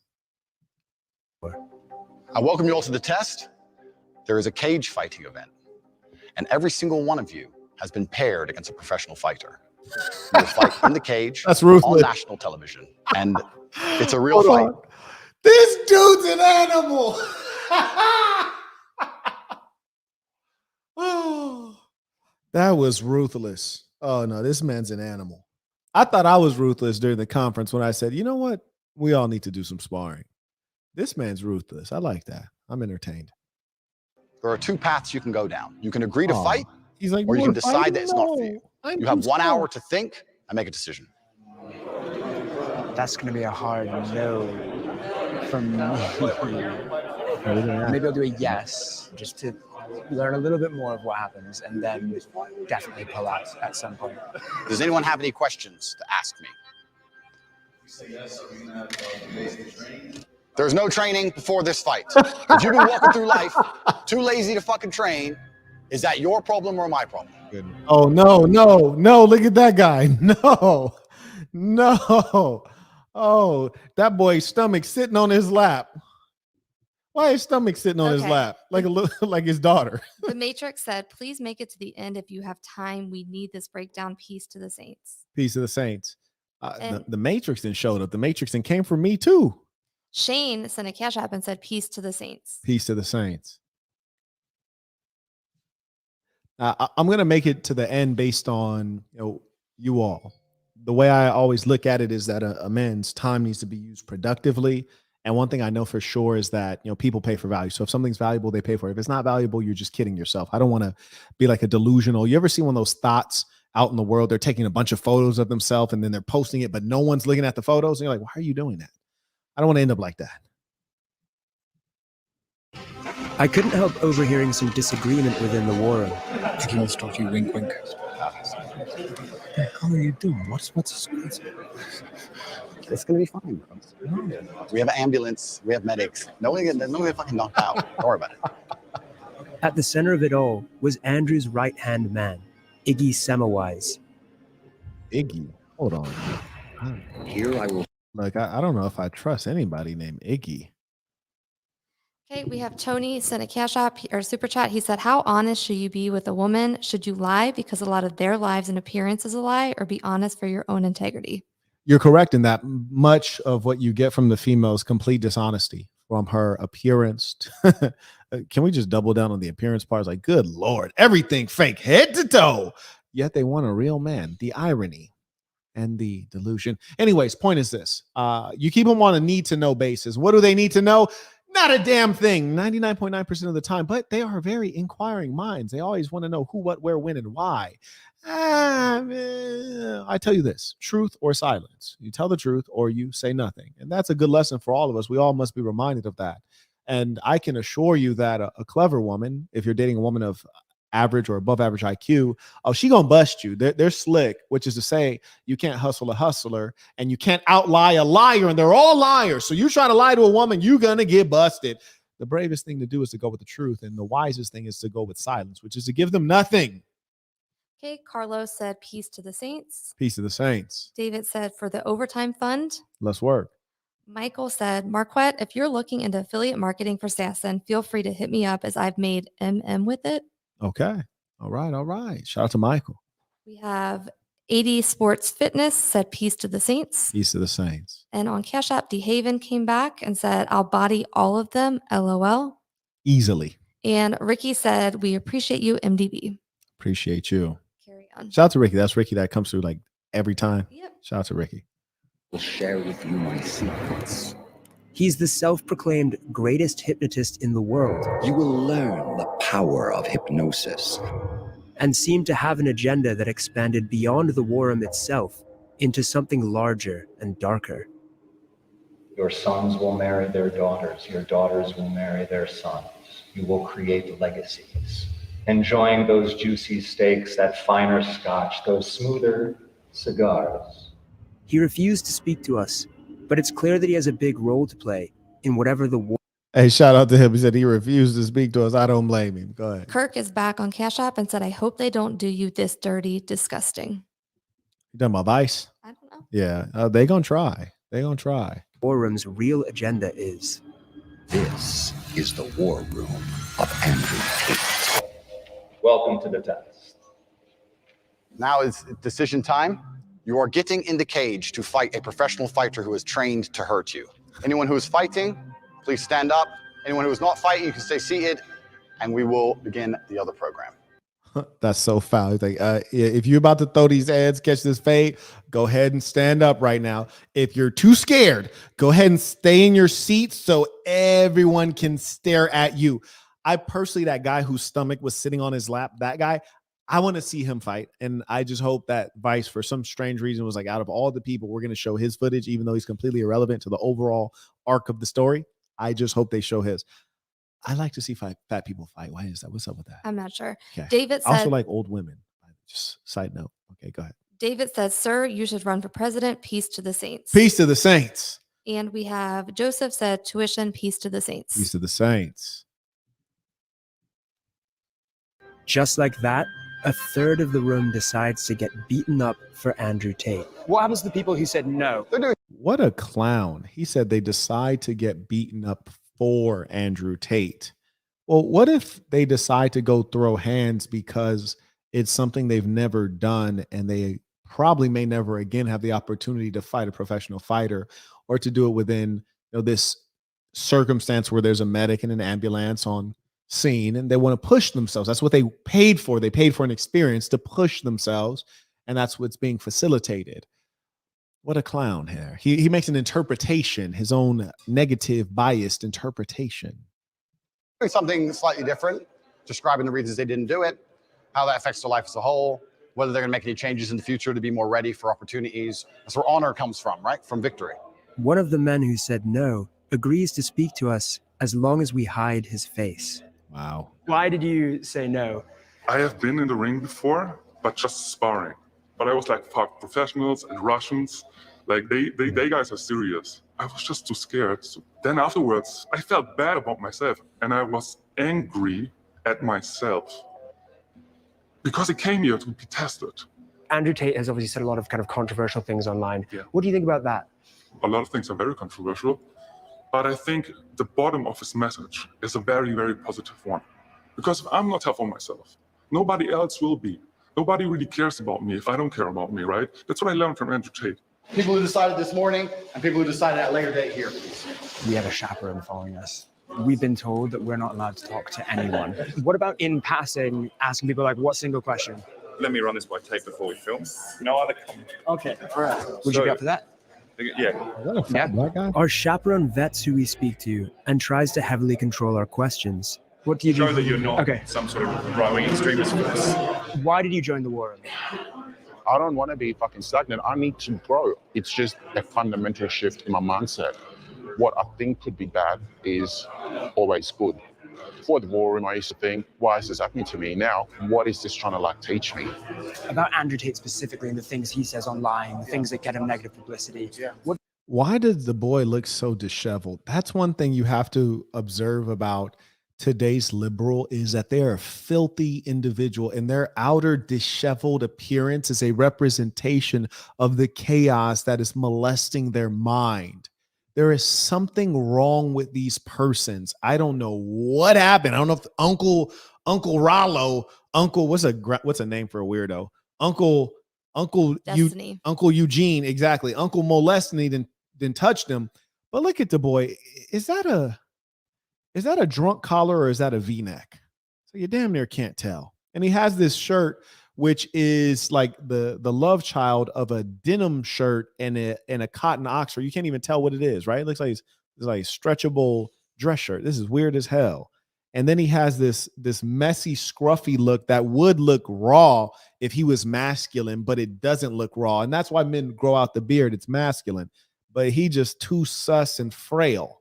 Okay, Saintly Sinner said peace to the saints. Peace to the saints. And on Patreon, Ron just joined. Everyone welcome Ron to this family of ours. And welcome him Sherlock warmly. says peace to the saints on Cash App. Shout out to the entire family. Good to hear that you are all well and in good health. What do you think about those things? I think it's speaking the truth. Really? Yeah. Interviewing under the chaperone's supervision is proving restrictive. Yeah. No alpha craziness. He's an animal, this one. So we can't speak to anyone. You know what I don't respect about the dishonesty of this interviewer? He's acting as though Andrew Tate has brought him into North Korea and Tate thinks he's Kim Jong-il and he's trying to, censor. No, these gentlemen have paid a pretty penny to be a part of a unique experience for their own growth. And at some level, businessmen want to keep their identities concealed because just like Tate is now being victim, they too can be victim. So they've paid a lot of money for this experience. They didn't pay to talk to some puny dirtbag and be interviewed by you. That was not what they were seeking. Okay, we have Ricky is now on Super Chat. He said, peace to the saints. Hey, MDB, my partner just quit his job of 13 years and cashed out his 401k so he can trade futures. He says that he can make up to $50K a month doing so. What's your take on that? Is it wise? I would never recommend that. But okay. I'm wishing him much success. I want him to be successful at that. The chances are low. Who is this mysterious chaperone anyway? Hey, man. Matt, how are you? Good. How are you? Good, man. I was wondering if we could have a little chat. Yeah? Suits me, man. Brought over from Dubai. Like most war room leaders, he has a sports car. Do you want to do the interview in here? Yeah, I don't see why not, man. And like most people with a sports car, he's keen to show it off. Yeah, it's fun. He doesn't like driving fast. So, what do they call you? In these circles, sartorial or the sartorial shooter. I'm one of the guys who manages organizational risk and security for the war room. So anyone with any criminal activity, maybe they are showing signs of being racist or sexist or any of these sorts of things, they're out straight away. We will not tolerate that. And so how do you reconcile that with some of the things that Andrew, for example, says online? Any claims of misogyny or the fact that he's, spreading hateful words, that's not the reality of who he is, and that's not what the war room stands for, and that's not what he stands for. There are many clips of him out there saying, I'm not a misogynist, I provide for my women, I would stand up for my women in a violent situation. What do you think his detractors would say about, for example, what you just said, the phrase, my women? Do you think that they would consider that to be misogynist? Oh my goodness. These liberals are disgusting.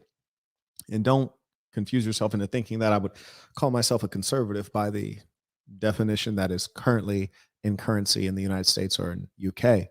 But this is vile. It's like he's searching for anything negative that he could possibly find. It's not like he's researching. He is searching for anything negative. He says, well, what about the terminology of my women? Bruv, come on, bruv. It's ridiculous. Yeah, my girlfriend, my lip balm. Yes, it's the possessive term in the English language, which would signify a connection and a level of belonging. Just like if you talk to the woman, she might say, my man, my boyfriend. What is this dim-witted little pips? Oh, my goodness. Carrying on. A woman, for me, ties into the very traditional values that we have. Andrew's well known for talking a lot about his multiple girlfriends. How does that tie into this idea of a traditional relationship? Men at certain levels can provide for multiple women. And even we can go back 100 years ago, kings, wealthy men, they would support multiple families. How is that a bad thing? It's only very recently that men and women have been competing in pretty much in masculine realms, in work and career. Help him out. Not that long ago, and indeed in many cultures around the world, women still have the traditional gender norms. Let him know. And we believe in the war room, that's what leads to happiness. Rather than a career or like you have, your own agency in the world to pursue your own goals. The women who I know who are most fulfilled in life are not trying to do the things that traditionally men used to do. What about a situation where, this has just popped into my head, where I want my girlfriend, who I love, to be a kept woman, but she doesn't. She wants to pursue a career or something like that. Then find a different woman. Thank you. Very simple.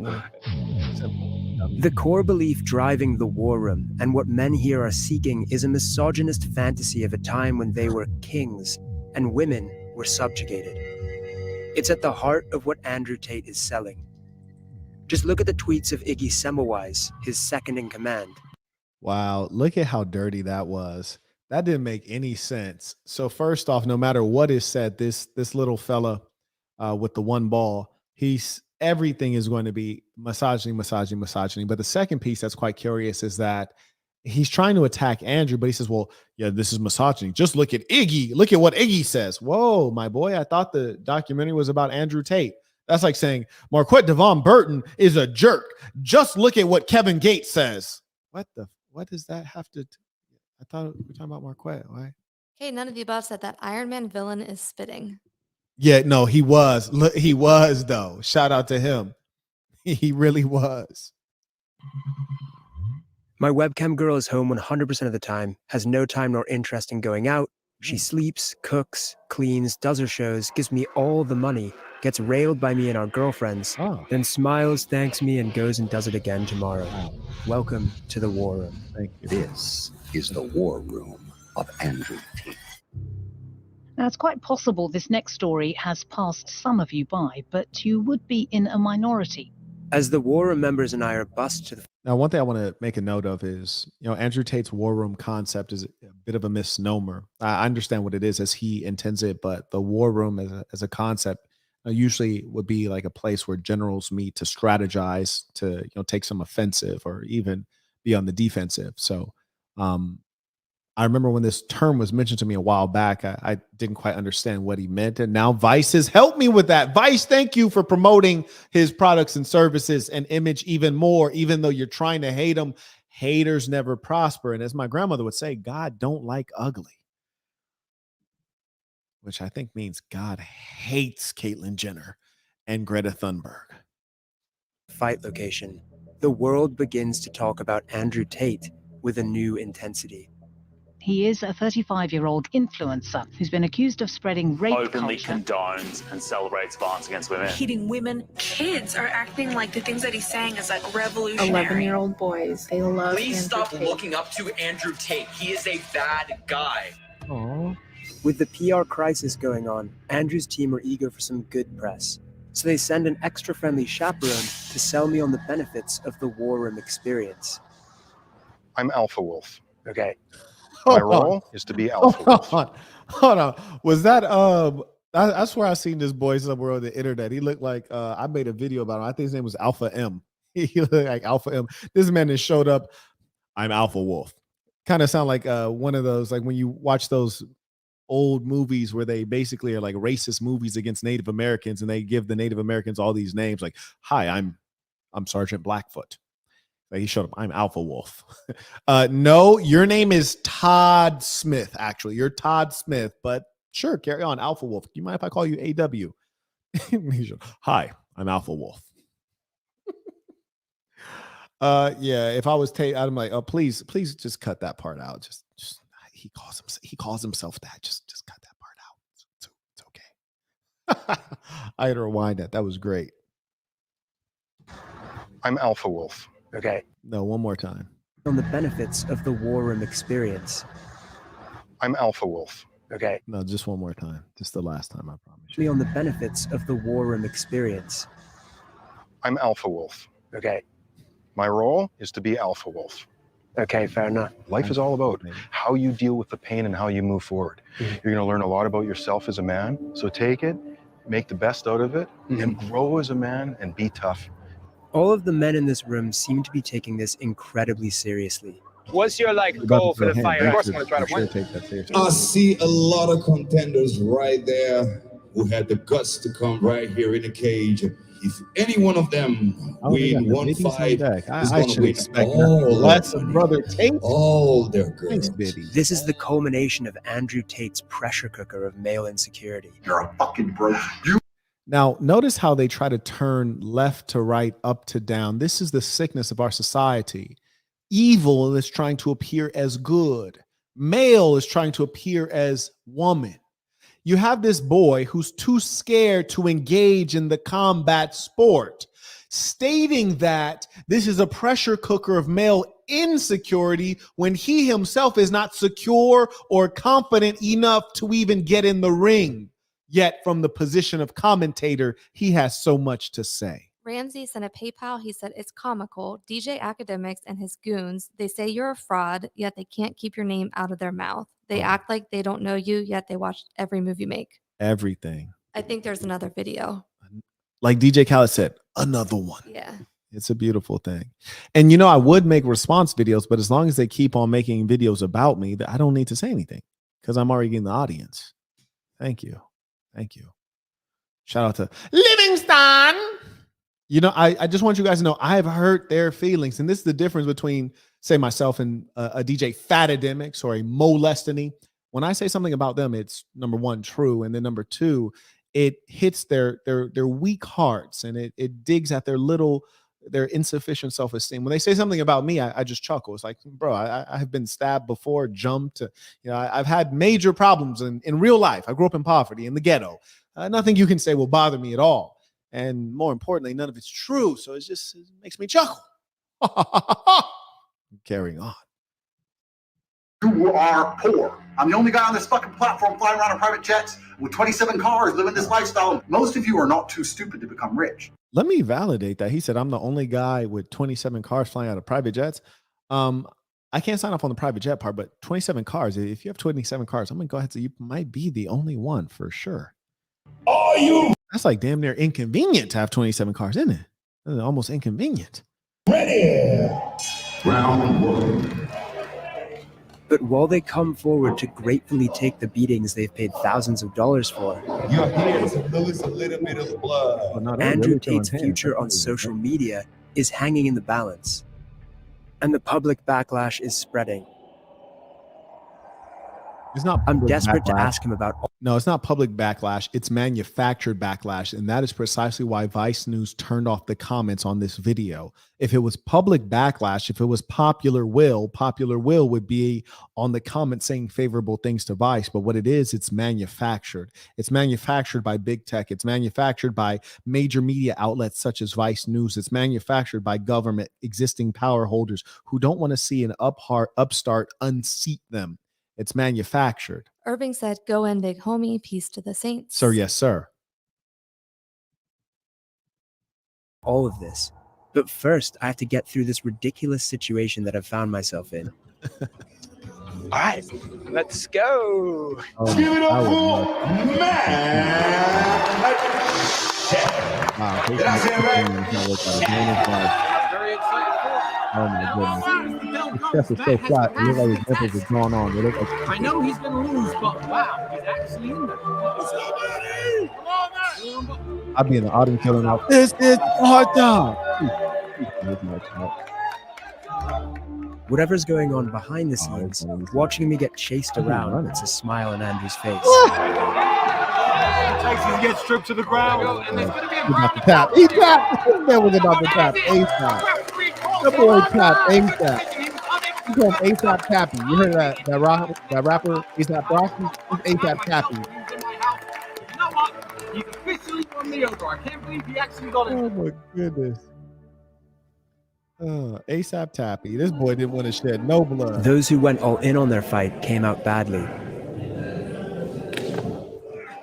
One man was knocked out and taken away on a stretcher. That's ironic because Tate said, No one's going to get knocked out. I don't want anyone to get knocked out. We're just going to get in the circle. No one's going to get knocked out. Hey, here we are. Somebody went out on a stretcher. Please stop me from doing stuff like this. That's one of the reasons I don't like doing sparring, because you just never know when things escalate. I remember that one time, I'm not going to say who it was. It was two saints.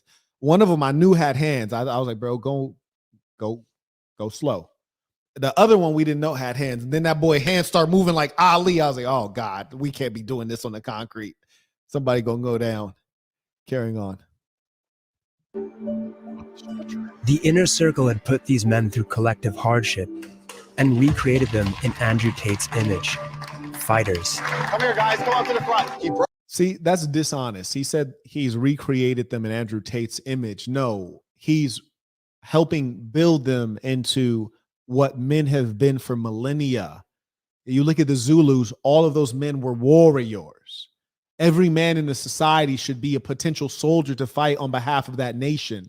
This is not what Andrew Tate created. This is living in ancient Roman times. This is being a boy in Carthage. This is what has existed for all of human existence. This is not Andrew Tate. This is Sparta. This boy don't know history. Damn sure don't know how to fight. Broke his hand on your head, and you're fine. So you win. But they had also joined a movement that was widely accused of normalizing sexism and rape culture. Oh my goodness. While the men who chose to fight are paraded in front of the crowd, Andrew's team shamed those who refused. The shame you hold on to it. Don't let it go. Yes. Yes. Let me rewind. That was beautiful. That was beautiful. Hold on. My boy said the shame. The shame. Hold on to it. Hold on to it. You earned it. Jordan sent a cash app and said, peace to the saints. Peace to the saints. Thank you to those supporting the work. And this is a beautiful thing. I think that's a great piece of advice. The shame, hold on to it. It will perhaps motivate you, make you look in the mirror and see what's currently there and hope and strive and work for something better. I also like that they have the right guy delivering it, a guy with that damn cauliflower ear. Shout out to the MMA guys. Those guys are real goons. You see that cauliflower ear, show that man some respect. Well, the men who chose to fight are paraded. I remember, recently I was actually out on the East Coast before I went international. I was on the East Coast a couple weeks ago, and there was some guy who his brain wasn't working very well. So I said something to him, and then he said something back, and then I said, "Hey, buddy, judging from your ears, you don't have cauliflower ears, so you don't want these problems. Like, trust me, you ain't gonna win this. You're not gonna win this." Which is true. Like I was basically telling him, like, look, bro, you don't look like a professional fighter. You should sit down and shut up till you get your jaw broke. So shout out to the men with that cauliflower ear who have earned that. You dig? It's a beautiful thing. In front of the crowd, Andrew's team shamed those who refused. The shame you hold. Look at that ear. Look at that ear. That boy can't hear a damn thing. He got an apartment in New York right next to the subway station. That boy can't hear a damn thing. He paying $20 a month in Manhattan for that apartment. It's the loudest apartment on earth. He don't hear shit. He don't even have an alarm clock. He just put it on vibrate, leave it on his chest, go to sleep with the phone on his chest to wake up. He can't hear a damn thing. Major Mind and Soul is back and said, Vice is throwing rocks and hiding their hands. Side note, I'd be proud of merely stepping in the ring with a pro, move like a fearless lunatic. That's right. And even if you tapped out, I could respect it, much more than never getting in that ring. The Vice News guy, I appreciate the fact that he tried it. They were obviously going very soft on him. He didn't even shed any blood. He tapped ASAP. ASAP Tappy. Kate George is back on Cash App, said, for all your hard work, keep up the big work, homie. Sir, yes, sir. We have Medium Rare, said, wow. First class Rich Tony. I Chicago, peace to the saints. Peace to the saints. That's actually my partner right there. Shout out to Rich Tony. Shout out to Gil. You dig? The ones from the soil. They're my mans right there. Real hustlers. Good hustlers. You dig? Carrying on. Hold on to it. Don't let it go. So anyone who fought, you can put your hand up, how the experience was, how it's going to change your life, and if you have anything to say to the people who didn't fight. I don't think I have any word of advice for the people that didn't do it, except that you should have probably. Immediately, you went to check on me. I'm thinking, I will train because I feel inadequate, right? So yeah, that's what I want to do. Right now, I have new mountains to climb, And I'd love to get back here a year from now and go to the gym of the guy who beat the shit out of me. Didn't it feel like a movie the last few days? I feel like that's a great metaphor for life. We shouldn't be slaves. We shouldn't be working 9-to-5 jobs. We should actually make our lives into, I guess, a movie. You know what I appreciate about actual savages? I appreciate that we don't need to live by the standards of broads. And what I mean is this. We're getting in a strange era where men want to look as good as women. Nah. Let the woman take out her time to put on makeup and look pretty. If I got the cauliflower ear or a bunch of scar tissue on my nose, it's fine. That's what men should be about. Not about violence, but rather about the most critical things in life, the important things. Women can worry about the less relevant things. Do I look pretty? Are my fingers and toes manicured? Yeah, they could worry about that. Do we have nice lawn furniture in the backyard? They could worry about all that. I'm going to worry about the critical things, and I'm not going to be judged on irrelevant things like, is my face groomed? No, is my face clean? That's a basic, that's fundamental. Cool. But we don't need to look pretty. So I appreciate that we're getting back to that. And that's what we need to spread. On the other end of it, you got Kanye West. I got liposurgery. I got liposuction for y'all. You got Bandman Kevo talking about, yeah, I got a BBL. Shoot, my niggas kept taking my girl because they have BBL, so I got a BBL. Like, that's what we need to eradicate. That's not right. And shout out to Bandman Kevo for being honest. I respect that because a lot of male celebrities have done the same thing he's done and deny it. You dig? They deny it. I want to be known as one of the best fathers in the war room. I can't look at my sons and tell them to suck it up, Buttercup, if I don't say yes to this. Yeah, makes sense. Whether or not they fought, all the men here paid $5,000 to the only real winner in this performance, Andrew Tate. For the people who want to stay. The thing that's funny to me is that Vice News tries to act like they're not a capitalist organization. That's true comedy right there. Okay, it's Mr. GQ to you said peace to the saints. Much spect, Quet. I don't know if it needs your attention or needs to be addressed, but AD and Fatty twisted your words and cornered Flacco into saying he doesn't mess with you no more.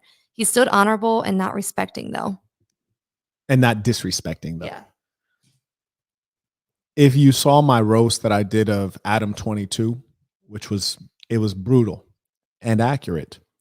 And AD caught a little bit of he was collateral damage.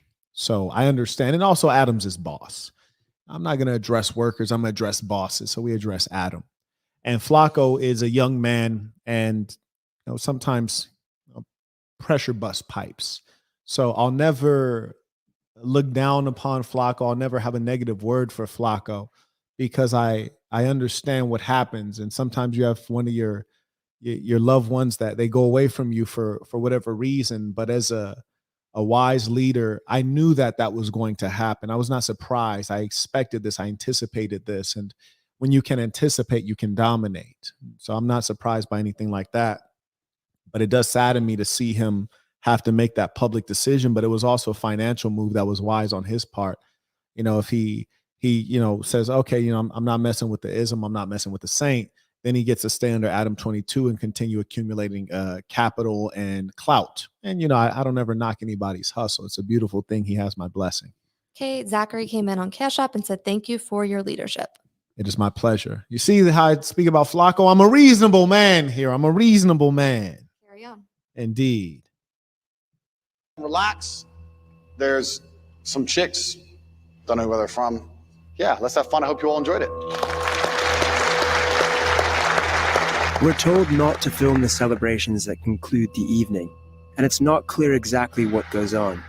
But once outside the lobby, we could clearly see a room containing naked women being photographed. Hello. With Andrew's team increasingly conscious of negative publicity, tonight could be the last chance to interview him. Do you consider the possibility that some of the things that you've said, which have been viewed 11 billion times, may lead to an attitude towards women that could be harmful? I accept that across all of that viewership, I have perhaps, possibly, maybe said one thing, or maybe two, that has upset a large range of people. Wouldn't it make sense to just apologize for some of the things you said, acknowledge that they have caused harm, and say that you won't say those things again? Apologize. Apologize, Andrew. Andrew, you hurt my feelings. Apologize. You know what they're trying to do? They're not trying to get him to apologize. They're trying to get him to capitulate. Yes, they're trying to get him to capitulate and say that he was wrong, which is essentially to say, hey, I'm Andrew Tate. I'm wrong. Whatever I said, don't follow it, which would essentially be him saying that he is not who he is. He would then just be merely a flunky following what the dominant society is telling him to do. They're trying to get him to crack. Like, for example, Flacco was just brought up and you saw the Matrix come down on Flacco.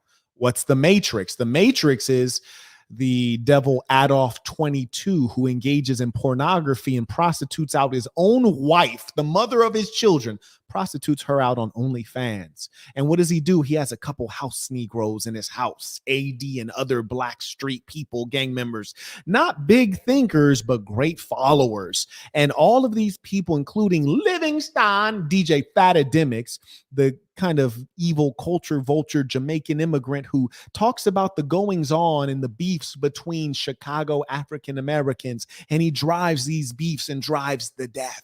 And these devils and demons collectively together, they saw Flacco a light, bringing on guests like Tariq Nasheed, Marquett Devon Burton, the saint and the sinner, Black men who speak with intelligence. And they said, no, you can't do that. You must follow what we tell you to do. And they put pressure on them and insults on them, and pressure and insults and pressure. And that young boy in his early 20s, he cracked under pressure. And that's what they're trying to get Andrew Tate to do. But Andrew Tate's not a young 20-year-old, still finding himself and still establishing himself financially. He's an adult male who's already established financially and has a strong sense of identity. But that's what the Matrix does. And sometimes you don't realize who's in the Matrix because they look like you and I. Yeah, they look like you and I.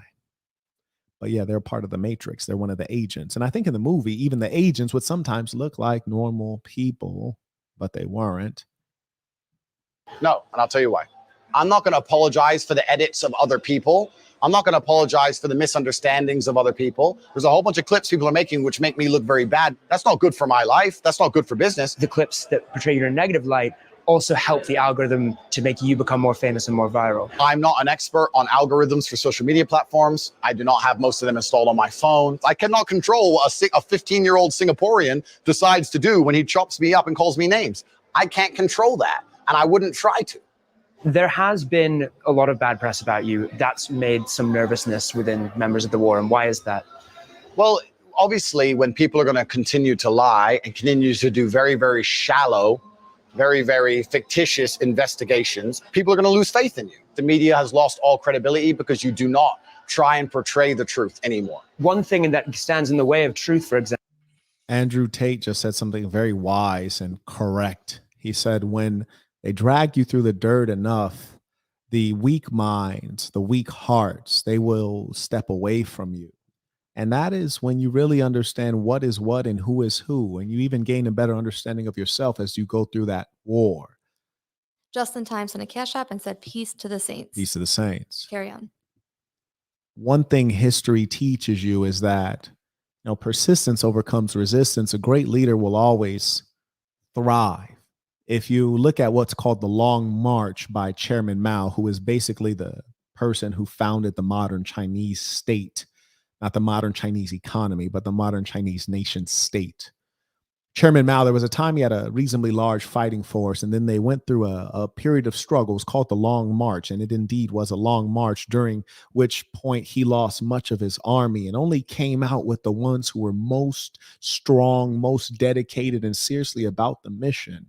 And eventually he was to create one of the greatest nations ever, the most populous, very strong, rich in culture, and very clear in hierarchy and who's running what. And that is why the modern Chinese state today, and the dynamic capitalist economy they have, is allowing China to secretly take over the world.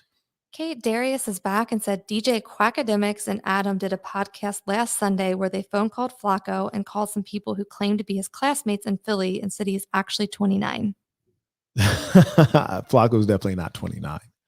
There's just no doubt about that. But even if he is 29, the question is, why are such irrelevant things relevant to them? They're majoring in minor things, and this is a clear effort so that they can undermine Flacco's credibility by painting him out to be a dishonest, phony person.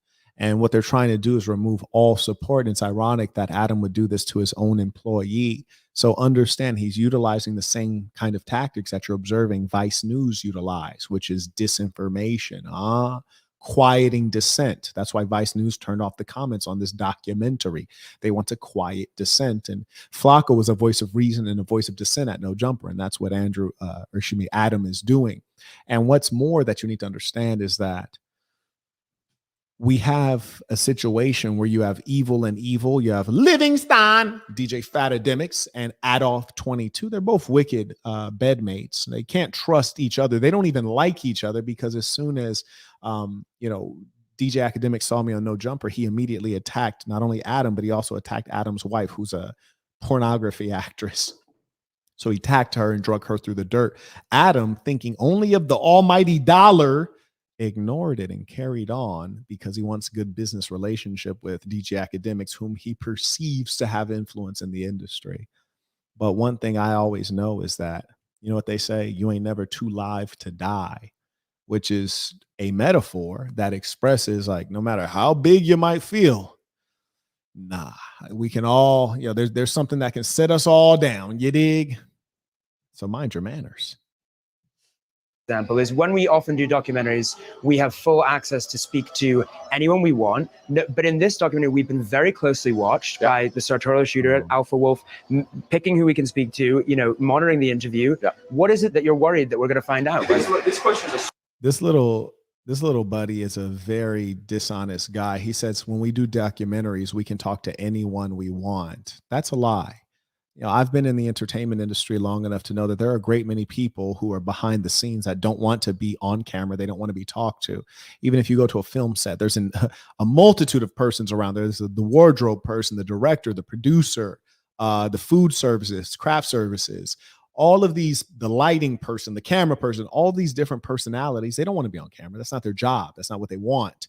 So it's just a ludicrous concept that anyone should be accessible to be blasted on the big screen. That's just a lie. Furthermore, it's a documentary about Andrew Tate. You appear to have had unfettered access to Andrew Tate.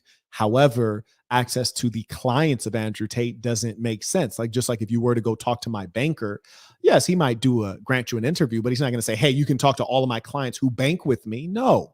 I'm a client of his. I don't know what this is about. I don't want to be involved in this. I'm just doing a business dealing with him. They purchased a ticket to experience a self-improvement boot camp, and they didn't purchase a ticket to be interviewed by a random guy who looks like Hugh Jackman with no testosterone.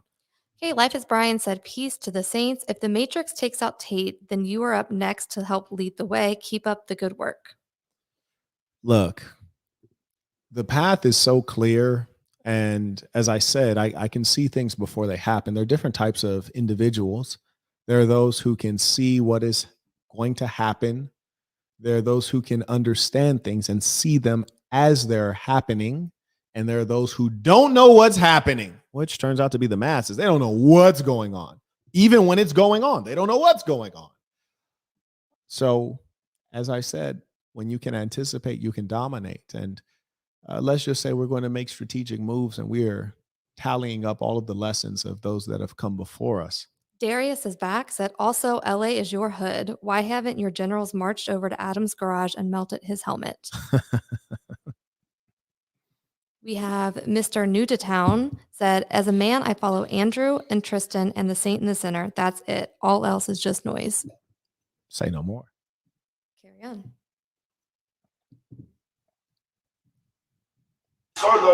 This is low. It's low. We let you in. We tried to take care of you, and you're sitting here and just attacking us for 3 hours, bro. The world is asking these questions, and the viewers will be asking these questions. It's a consistent question. The Vice News is so dishonest. He says, the world, be a man. Be a man. Stand up for yourself. Say that you are asking those questions, not the world. You're lying. Because if the world was asking these questions, you wouldn't be scared to allow the comments, the organic, honest comments on the video. But you've blocked the comments because you know that the world does not agree with you. The world is not what you say it is. Where's the question about the good he's doing for men? Well, there's a very clear narrative. I need to leave. Okay. In the days afterwards, Tate is banned from YouTube, TikTok, Facebook, and Instagram, to the protest of his fans. They have shut us down. This is warfare against the West. For a moment, it seems the deplatforming has worked. But then, he reappears on Instagram with an emoji covering his face. You're lost. You understand you're living inside of a mechanism which is designed to control you. He moves to Dubai, converts to Islam, sets up a new bank entirely owned by him. Ooh. Wait, hold on. And rebrands the... Wait, hold on. Boss talk.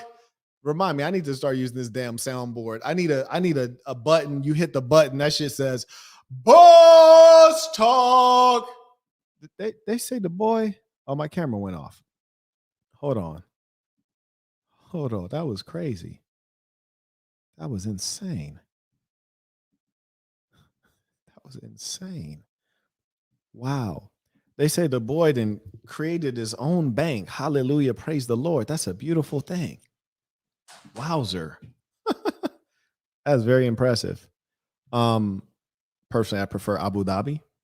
Islam is I'd say the most reasonable of the religions, of the monotheistic major religions.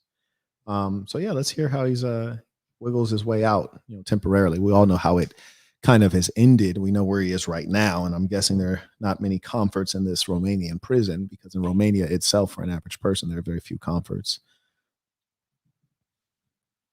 Let me adjust my camera real quick, and we'll get back at it if it's not recognizing my new camera that just plugged in. It's a pity. Regardless, if you all continue supporting the work, we'll continue working then. On Cash App, we have Just in Time said, why not help Tate? You have the resources. What you have to understand is that Tate is not in a situation where he's strapped for resources. That's not the issue right now. It's not resources. Tate is in an issue where he is a political enemy of a great many persons who are tremendously powerful. And not only are they, in the UK and the United States, they're in all of the powerful nations across the world. And there's a coordinated effort to take down an Andrew Tate. You see, you find a figure to be very dangerous when he has the kind of international power that Tate has, because understand this, even a head of state only really has authority within their state, although America is often engaging in imperialist actions. But a head of state generally only has power in their state. So when you find a figure that is able to gain significant power internationally, that is something to be watched. And history has taught us this. For example, when Napoleon Bonaparte became Emperor of France and he wanted to spread his code, if you will, and he wanted to acquire some land, all of the crowned heads of France started to collaborate, the old aristocracy, they started to collaborate against Napoleon Bonaparte. And that is because they found that in him, there could possibly be a trans-European power base created with him at the helm. And so they had to take him out because they were quite comfortable with the way things were. So understand that anytime you rise to power, you have to generally unseat someone. The office, or shall we say, there's rarely a power vacuum. You've heard the terminology, but it is not true. There's rarely a power vacuum where power is just uninhabited, waiting for someone to step into it. Usually power has to be taken. And when you're on your way to take power, there are others who want to hold on to it. And it turns out they'll fight tooth and nail to the death for it. Keegan sent tuition. Shout out to Keegan. I appreciate the support, Saint. Hustlers University as the real world. In the first month after being deplatformed, he made $11 million and got 250 million views on TikTok alone. Nice. Months later, Elon Musk reinstates his Twitter account and he gains 1 million followers in 24 hours. Easy work. I have no criminal charges. There's no charges at all against me. I have not hurt any women. No women are coming forward saying, Andrew. See that right there? That's the Matrix was sitting there like, the agents were like, Agent K, how How can we get him? He seems to have wiggled through. We created financial barriers. He seems to have overcome them. How can we get him? And then he said, there are no charges against me. They're like, aha, yes, I understand. We must destroy his credibility. What should we use? Ah, yes. Akeem sent a cash app. He said, I appreciate the overtime, Saint. Yes, sir. And, we're hard workers. We're no strangers to overtime. So then they say, okay, Tate, you said there are no charges brought against you. We can fix that. We're good at fixing things. You hit me. 0. Andrew maintains that he has never abused a woman. But when we get back from Romania, we finally managed to speak to some women from his past. Amelia began seeing Andrew in 2013. Wait, what year? Did they say 2014? Do they know that it's almost 10 years later? Oh my goodness. Fear of harassment from his fans, she is withholding her real name.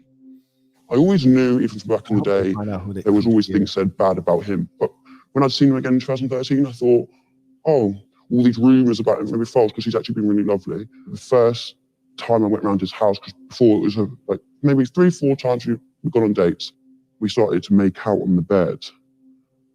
Out of the blue, he literally just stopped what he was doing and just laid back. He said, I'm just contemplating whether I should rape you or not. Okay, is that a crime? I promise you, within an instant, he changed. He just jumped straight on top of me, grabbed my throat, started suffocating me, strangling me. The more I didn't want to, it made him so much more aggressive to the point where he was pinning me down. If you're going to be alone with a man, I actually have laws that I've written out on this. If you're going to be alone with a male who is 13 years or older and not of your kin, you can only be alone with him if you have already decided in your mind that you're willing to have sex with him. If you have not made that decision, you should never be alone with him, because if you decide that you're not going to have intercourse and he decides that you are, there's nothing you can do. You're physically too weak. It would be wise of you as an adult female to never put yourself in that position. And you might say, Marquette, that sounds extreme. Well, I think being victim of sexual assault is extreme. I'd rather avoid that extreme. And I do live by what I say. For example, when I was on holiday recently in a foreign country, I said, I will not take the elevators in foreign countries. I'd messed up and forgot. I ended up getting trapped on an elevator temporarily. And then I walked 22 flights. Every time I had to go down, go up, I walked 22 flights of stairs. Didn't matter. 22 flights of stairs, because I'm following my own best practice and keeping myself safe. Keeping myself safe. Oh, real quick. Let's see. See, this is a fake person with no integrity. Grant Vetzel. Grant, oh my God, look at this face. This might not even be a male. This might be one of those in-between ones.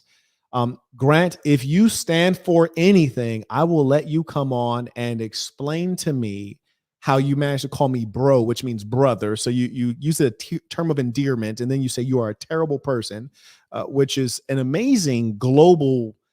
That's a global condemnation. You would think you need more information on someone before making that decision. And then he writes, I get it, but not the right way to phrase it. And this is coming from someone who uses the letter U instead of writing out Y-O-U. Amazing. So if this person stands for anything, I'll give you a chance to come on screen and represent yourself. Okay, we have Linus came in again on PayPal. He said, do you think Tate is going to go to prison based on what's already happened with the appeal getting rejected and his PhD course and WhatsApp transcripts being used against him as evidence? A ton of YouTube lawyers are saying he is screwed. Thoughts? YouTube lawyers. Let me tell you one thing. If someone purports to be a lawyer and they spend more time on YouTube than they do lawyering, you have to be able to assess that the quality of lawyer that they were was not like, that top 5%, they're not in that multi-million-dollar range, right? They might've been a good lawyer, but they weren't a great lawyer, lest they'd be lawyering for the money instead of YouTubing for the money. That's number one. Number two, certainly he's going to serve some time because he's already been convicted in the court of public opinion. I think that he won't do too much time, but he's going to do enough time that he gets cooled off. That's what the Matrix is trying to do. They're trying to cool everyone off, make everyone forget about him. Put him away, hide him away till he's a little bit older and less potent. Put him away for like 6 years. Maybe they'll sentence him to 13. He does 6, 7. By the time he comes out, the world has changed and he can't catch up. Okay, we have Dosket. Said, Saint and Center, I can't wait for your time in the spotlight. We need someone as smart as you as the one representing man. You have changed my life, Saint. You're smarter than a lot of people. I appreciate that. Thank you very much for those kind words. Carry on. And I do want to remind everyone that I'm just one man, and everything that we do accomplish is going to come from our collective efforts. And so I appreciate those of you who support the work, those of you who are members on patreon.com/the Saint and the Sinner, those who have clicked the like button, those who have sent in tuition, and even those ones like A Saint Named Greatness, those like Isaiah who cut up the clips and push them out. Thank you very much. It does mean a lot. He was like, who do you belong to? Who do you belong to? And the more I couldn't say it, the more it hurt me. So I couldn't see an escape. And at that point, I just gave up. Now let me see if he's a real journalist. Is he going to ask her the most obvious question in the world, which is, okay, this was in 2013. We were like children in 2013. Like, this was in 2013. Why didn't you call the police? You're a white woman. Police love white women. I remember one. I'm not getting into it. Look, why didn't you call the police? Let's see if he actually asked that question. Hey, Dante said, peace to the assassin, tuition, and make sure to like it up. In a real way. Shout out to Dante.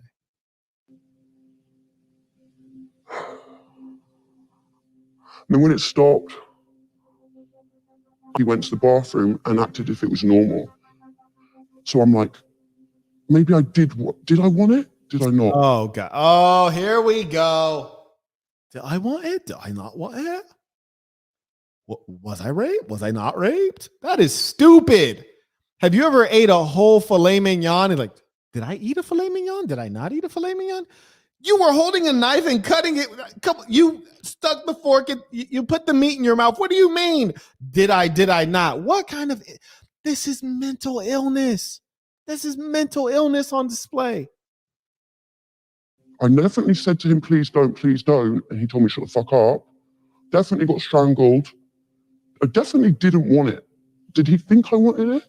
When you look back, the psychological warfare you have with yourself is like you couldn't even imagine. You wouldn't know, you wouldn't understand it unless you've been through it. Can't even say the damn words. Have you since come to terms with the notion that that may not have been consensual, that may have been... I know for a fact it wasn't consensual. But it's hard to use the word. Even though I know. Now, can somebody tell me, why is it when you're talking to Andrew Tate, everything's aggressive? Everything, you're questioning everything. You're talking to Tate, everything got to be questioned. But you're talking to this broad that says something completely ludicrous. Did I want it? Did I not want it? You're in his bed in private. What do you mean? And let's say you didn't want it. Okay, cool. If you didn't want it and you were a victim of a crime, then go to the police. Why didn't you go to the police? Oh, that's right. Let's wait 10 years until there's no DNA evidence. Thank you. Appreciate it. And this is the comedy that they'll convict him on hearsay, on gossip. That's a funny thing. No, technically it's true. That did happen. That is what happened to me. I still don't like vocalizing it. Amelia's method of coping with the alleged rapes was to pretend to herself that it was a normal relationship. The abuse wasn't consensual because he knew I didn't want it, which he confirms in multiple voice messages and texts to me. Am I a bad person? Because the more you didn't like it, the more I enjoyed it. I fucking loved how much you hated it. Turn me on. Are you seriously so offended I strangled you a little bit? You didn't fucking pass out. And all the... That's not Andrew Tate's voice. I'm not even that big of a Tate fan. That's not even his voice. Rewind. That's not even his voice. This is, they got, here you, I hate to sound like a conspiracy theorist, but this is not his voice. I just frankly have to admit that this is not his voice. I didn't want it, which he confirms in multiple voice messages and texts to me. And wait, and not only do we know that this is not his voice because it doesn't sound like him just on the face of it, it says from 2000, does it say the year? Well, she already said it was 2013, right? Yeah. Who has a 10-year-old voice memo? Can someone, who has a 10-year-old voice memo? That's amazing. That's amazing. She has a 10-year-old voice memo just in time for this Vice interview. That's amazing. She saved a 10-year-old voice memo. I don't personally believe it. I don't even believe that WhatsApp would have allowed her to maintain this voice memo over a 10-year period. I truly don't believe it. Doesn't make any sense. Through all the app updates, this voice memo has survived. Got it. Furthermore, this doesn't even sound like him. Let's play it. Am I a bad person? Because the more you didn't like it, the more I enjoyed it. I fucking loved how much you hated it. Turn me on. Are you seriously so offended I strangled you a little bit? You didn't fucking pass out. And all the women I've ever slept with. See, that sounds like a deep fake or someone who's trying to imitate Andrew Tate's voice. And I damn near think I could do a better job. Let's play it back again. It doesn't sound anything like him. I just want to see if I could do a better job at faking his voice. Elia's method of coping with use messages and more you did. Look at this prick right here. Look at him looking all sensitive. He loves. There's something wrong with these people. Something happened to these people. You see, because he just wants to dive into her pain. Somebody touched this guy. His Uncle molested and he touched this boy when he was a kid. I'd also like to know, like, what the boy be swinging both ways. This one. I'm sorry. Anyways, I didn't want it, which she confirms in multiple voice messages and texts to me. Am I a bad person? Because the more you didn't like it, the more I enjoyed. See, that's not his voice. His voice, like, the more you didn't like it. I wasn't. Enjoyed it. I fucking loved how much you hated it. Turn me on. Are you fucking a little more emphatically? Seriously so offended I strangled you a little bit? You didn't strangle you a little bit. Who says that? Like, who says the very thing that's incriminating on the voice memo? You would only say that if you were actually trying to go to jail, if you wanted to go to jail. That's such a strange thing. Furthermore, the word would be choked. Strangulation is when you have an object that you're using, like an instrument, like a fiber wire, for example, or a sheet or something. That would be strangulation. But I thought she said choked. Okay, Rakely Swimming said there's a text thread floating on the Twitterverse where Tate says the R stuff to her, and she says back to Tate, "It's not R if I consent to it." Wild stuff. Peace to the saints. Yeah. Oh yeah. And truth be told, a lot of people dirty talk. All kinds of people dirty talk. I own you. You're my property. I'll RAPE you. The girl says, "So I want you to RAPE me." People do race play. Call the guy the N-word. He calls her some racist stuff too. There's all kinds of freaky stuff people do. The idea that you can take a personal and private communications and utilize them in the public sphere for criminal stuff is quite wild and strange. And we're just being dishonest because all of us human beings know that people engage in these kind of conversations. Certainly he wasn't trying to confess to a crime by a voice memo. I mean, let's be real here. None of the above is back and said, "Yeah, that's Def, not him. Who is this Muppet impersonating him? Tate is too smart to be incriminating himself." I wouldn't say it's because he's too smart to incriminate himself. I just don't think it sounds like him. That's number one. And then number two, we're all smart, but the question is, how often are we smart? Everyone makes mistakes. Everyone's human. And then when you have people taking 10 years worth of data within a 10-year data set, which is to say 10 years of your experience on the planet Earth, you're going to make a number of mistakes. And so they can be found, but I just don't think this is one of his mistakes. It sounds like it's just false. Turn me on. Are you seriously so offended I strangled you a little bit? You didn't fucking pass out. And all the women I've ever slept with, not a single one has ever bitched or complained like you are bitching and complaining now.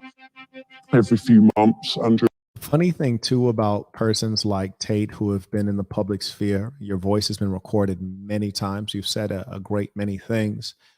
There are times that you could take my audio, which might sound like I'm talking to someone, and you could take my audio straight from a podcast and say that it's a WhatsApp message. You could easily do that. Now, you could take my audio from a podcast and go to the police and say, "Hey, Marquett sent me this threatening voice memo." There are so many ways that you can fabricate what could be called evidence. We're in a very dangerous era, and honestly, the standards on legal evidence need to be rethought. In fact, I should probably write a paper on this. Can you make a note that I need to have a paper produced on this?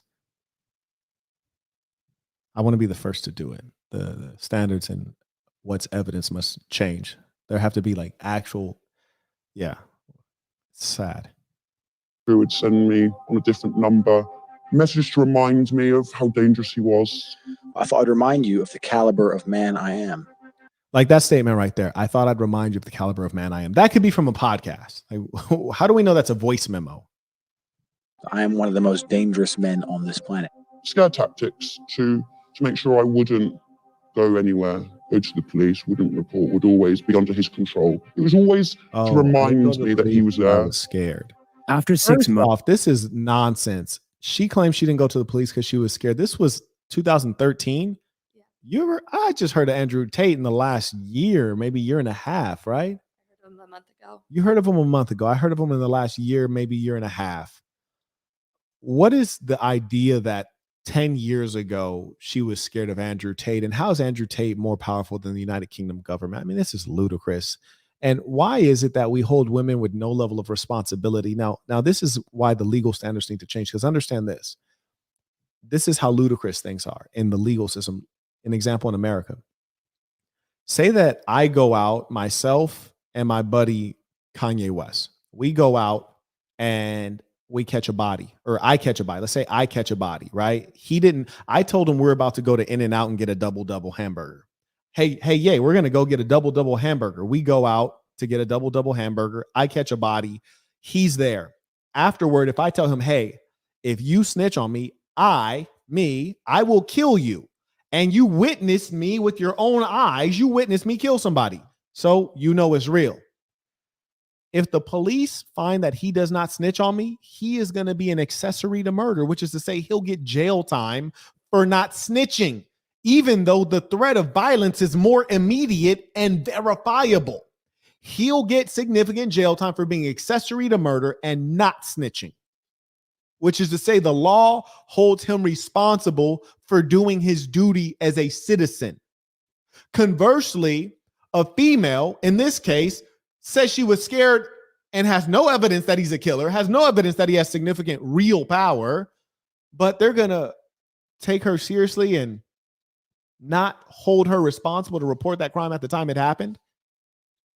That's curious. That seems like a double standard that's favorable to the female. It's funny how females talk about double standards that are not favorable. This is a double standard that is favorable.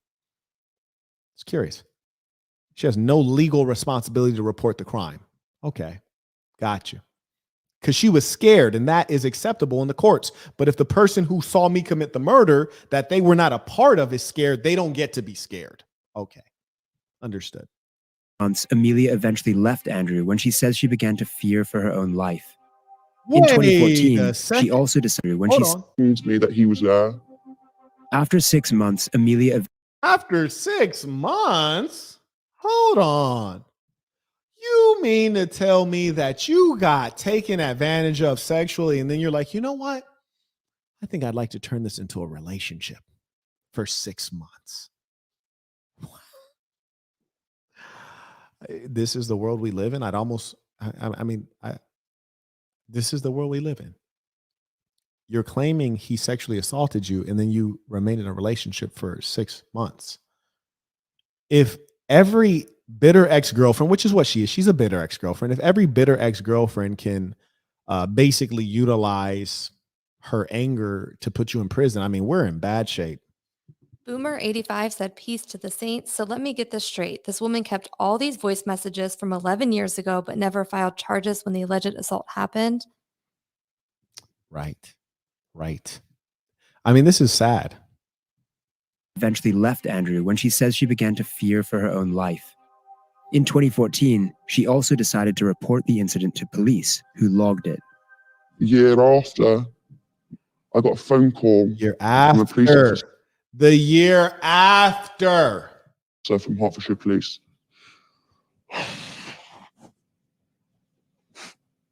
Stop.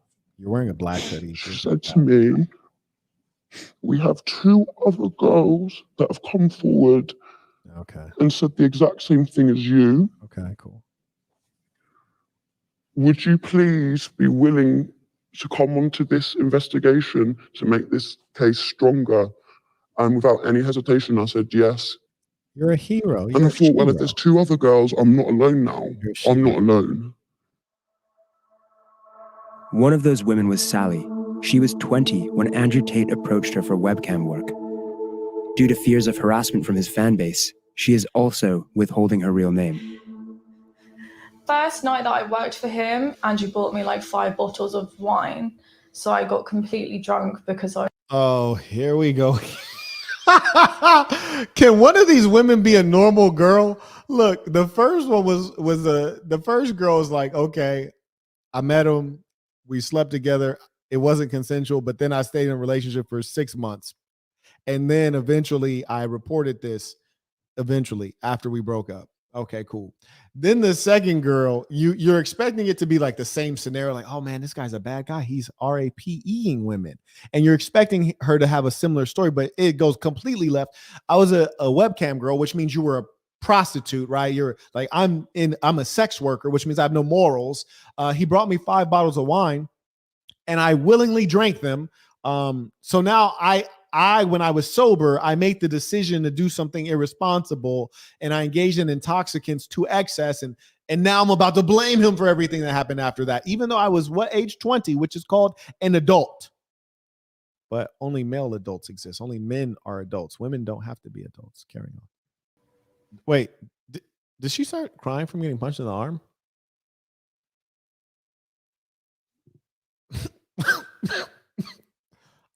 No. Maybe I should turn the camera off right now. So she like, look, we just chilling. We Netflix and chilling. We cooling. We relax. And then out of nowhere, Andrew flies into a rage. Ha! Doesn't punch me in the face, which would be standard. Doesn't punch me in the stomach, which would hurt. Good body shot. No, punches me in the arm.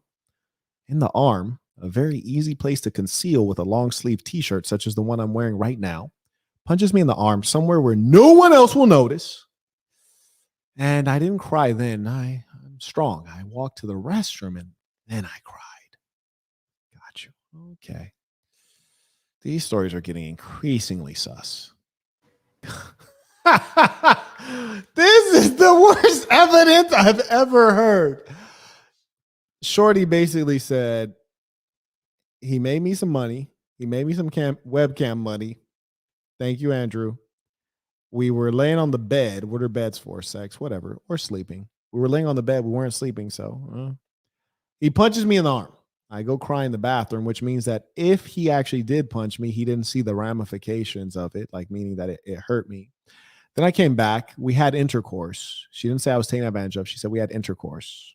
Okay, where is the problem here? Presuming he actually punched her in the arm. Okay, go to the cops and report it. And problem solved. Let's hear what she actually did. Because clearly she decided, wait, she had intercourse with him. Wait, hold on. If someone punches you and it's like violent, they're trying to hurt you. What, is that how you get a woman to have intercourse with you? I didn't know that. That's news to me. Right. Then it was kind of like every single night I would work. Were there any other instances where there was physical abuse? He used to strangle us as well. Why are you still alive then? My understanding of strangulation, you're supposed to die. Why are you still alive? Like, well, why didn't you go to the jail? How many women does it take to file a police report? Damn. You can't just ever have one of them file a police report. Why got to be 30? They all wait like they get in a huddle, like it's a football play. Like, hey, happened to you too, happened to you. He got me too. He got you. He got your little cousin. What? Let's all go together. Now that there's 20 of us, we can file one police report. That's like a new joke. You know how they used to say, how many so-and-sos does it take to screw in a light bulb? It's like, oh, you never heard that? You never heard that? Okay. How many women does it take to file a police report? That's my new question. This man is a real kickboxing champion. He whooping everybody. You dig? He whooping them and slinging ding-a-ling. The boy is busy. Saints, I'll go ahead and wrap it up if you guys have seen enough. Otherwise, let me know. Send in your comments, questions, and we'll carry on. Steamrolling sent tuition. Shout out to Steam. Good to hear from you, Saint. To me, because they're talking like they reported him in Afghanistan. You're in the United Kingdom. This is an exceptionally liberal place run by very sensitive morons. I can hardly believe that you, as a white woman, an English-speaking British white woman, go to the UK police and you say, hey, there's a chap, he took advantage of me and, he popped me one on the arm and he raped the other girl. I just have a hard time thinking that they just started laughing at you and didn't do anything. Just in time is back and said, punch them one time. That gets the juices going. You feel me? I mean, that's what she make it sound like. He bombed on me in the arm, and after that, we had intercourse. Come on now. This is the second super chat. He said, I don't know any woman who can be single-handedly take out 5 bottles of wine by themselves and be okay, let alone remember stuff afterwards. Evidence. Right. I mean, I've seen a chick take down 2 bottles of wine, which was impressive, but she was completely incompetent after that. You know, after those 2 bottles, it was wasn't much going on. When we reached out to Hertfordshire police about this, they had this to say. We acknowledge that there were some delays to the investigation. This was addressed at the time and apologies were made. The decision to prosecute based on the police's evidence would be up to the Crown Prosecution Service. Unfortunately, they turned around and just said, oh, we can't continue this case anymore. It's just insufficient evidence. Thank you. There's insufficient evidence. Case closed. Why are we talking about this? If the government said there's insufficient evidence with regards to a white woman, then there was for sure insufficient evidence. Because the white woman is the favorite person of the government to protect. I mean, we've seen so many instances in both UK and the United States where some little white girl goes missing and it's like, we shut down everything. Like John Benet Ramsey, you can even watch TV without hearing about this little girl. If a white woman goes missing, what was the one we're just watching on TV? Gabby something. Gabby petting something. And how many of them are there? What was the other white girl that like pretended she was missing when really she was cheating on her husband and abandoning her kid? What's her name? I don't even remember. I'm going to do a live about her too, though. So you'll hear her name soon. It was very rotten. You witnessed the rape occurring. Did that not count as evidence for them? No. They openly said it's really, really difficult to prove rape. Very difficult. Especially when you're The Crown Prosecution Service said, in this case, we carefully reviewed all the evidence provided by the police regarding each complainant and concluded it did not meet our legal test and there was no realistic prospect of a conviction. Thank you. Carrying on. In the UK, only 1 in 100 reported rapes result in a charge, let alone a conviction. Shout out. In a statement issued via his lawyer in Romania, Tate denied the assault or rape. He said, "They wanted money because I fired them. The police understood after the investigation that I am innocent, and the police found messages from the girls' phones where they were talking between themselves and planning to lie about me." Got him. Sally said, the CPS sent a letter saying that one of the reasons they didn't charge Tate was because they found voice notes on our phones where we talked about whether we should tell the police that he gave us alcohol. We were talking about it because that is what happened. He used to get us drunk. They clearly didn't think. Yeah, busted. A text from a man to a woman. Whoa, hold on. Does that look like a real screenshot anyone has ever seen? I got WhatsApp. I ain't never seen the screen look like that. What in the hand-drawn ridiculousness? Look at this hand-drawn evidence right here. This is nonsense. Remove the closed captioning. That's outrageous. Do you see this screenshot? What? Vice should be ashamed for even putting Vice needs to go to jail in Romania. Vice needs to go to jail in Romania. This is ludicrous. What do you get from me hating it because I'm a terrible person? Mr. Effing nice, yeah. And I love RIPing. Okay, blah, blah, blah, blah, blah, blah, blah. Makes you feel powerful? No. Okay, cool. So they're dirty talking over text. All right. From a man to a woman saying, I love raping you. I know what I do to you is abusive and controlling. To CPS, apparently, that's not enough. No, it's not enough, you imbecile. I did the bravest thing I think I ever done in my life. Then your life has been meaningless, you imbecile. If that's the most important thing you've done, you've led a life of unproductivity. And that's my whole point. You have imbeciles who will never amount to anything, and their only claim to fame will be taking down someone who's much greater than they are. Okay, none of the above is back and said Vice needs the Nigerian scammer for their fake screenshots. I'm telling you. Which was hell 4 years ago. I think I ever done. Dumb idiot. This guy will not ask her a single critical question. He is the most biased. I don't even want to call him a journalist. He's the most biased reporter. He's not a reporter. He's not reporting. He's creating. He's constructing. He's the most biased propagandist I've seen in a while. He looks so sympathetic. He's not pushing back one time. Alive. Whatever happened to when something goes wrong or like someone does something wrong to you and you snitch right away, right? Like say if I walked outside and someone assaulted me and like I pull out my smartphone and call 911, like, hey, I just got punched. That's credible. Like, why wouldn't you do that?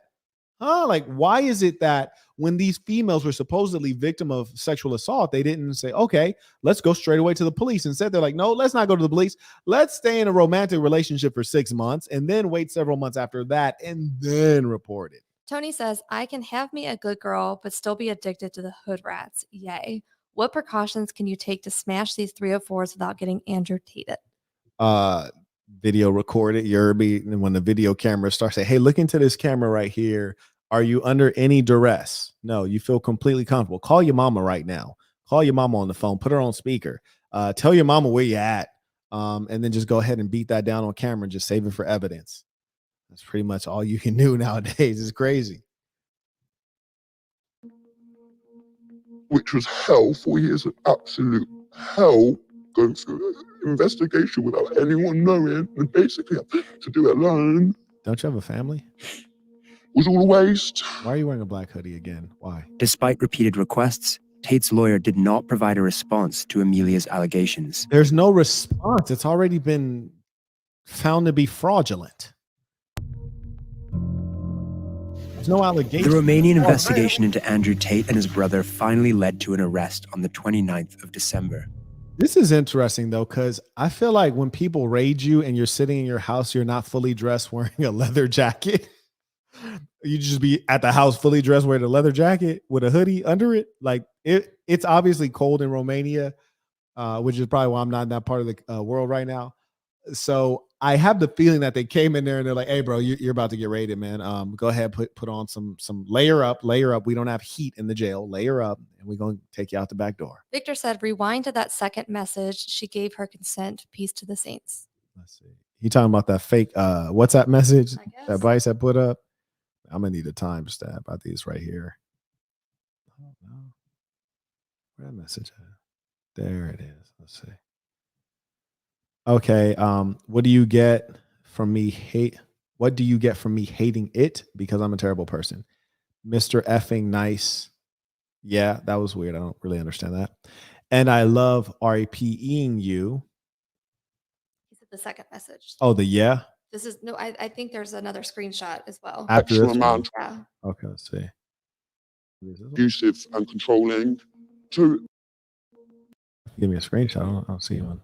Investigation without anyone away. Provide a response to Amelia's allegations.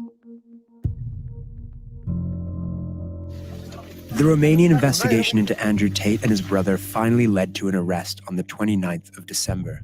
The Matrix has attacked me. Police accused them of using the Loverboy method to traffic at least 6 women into a Romania-based webcam sex business. But we now know similar allegations. Wait, why are they showing firearms like that's related to this? This is sketch as hell. Have dogged Tate for years. His followers are obsessed with the idea that the Matrix is conspiring against him. Clearly.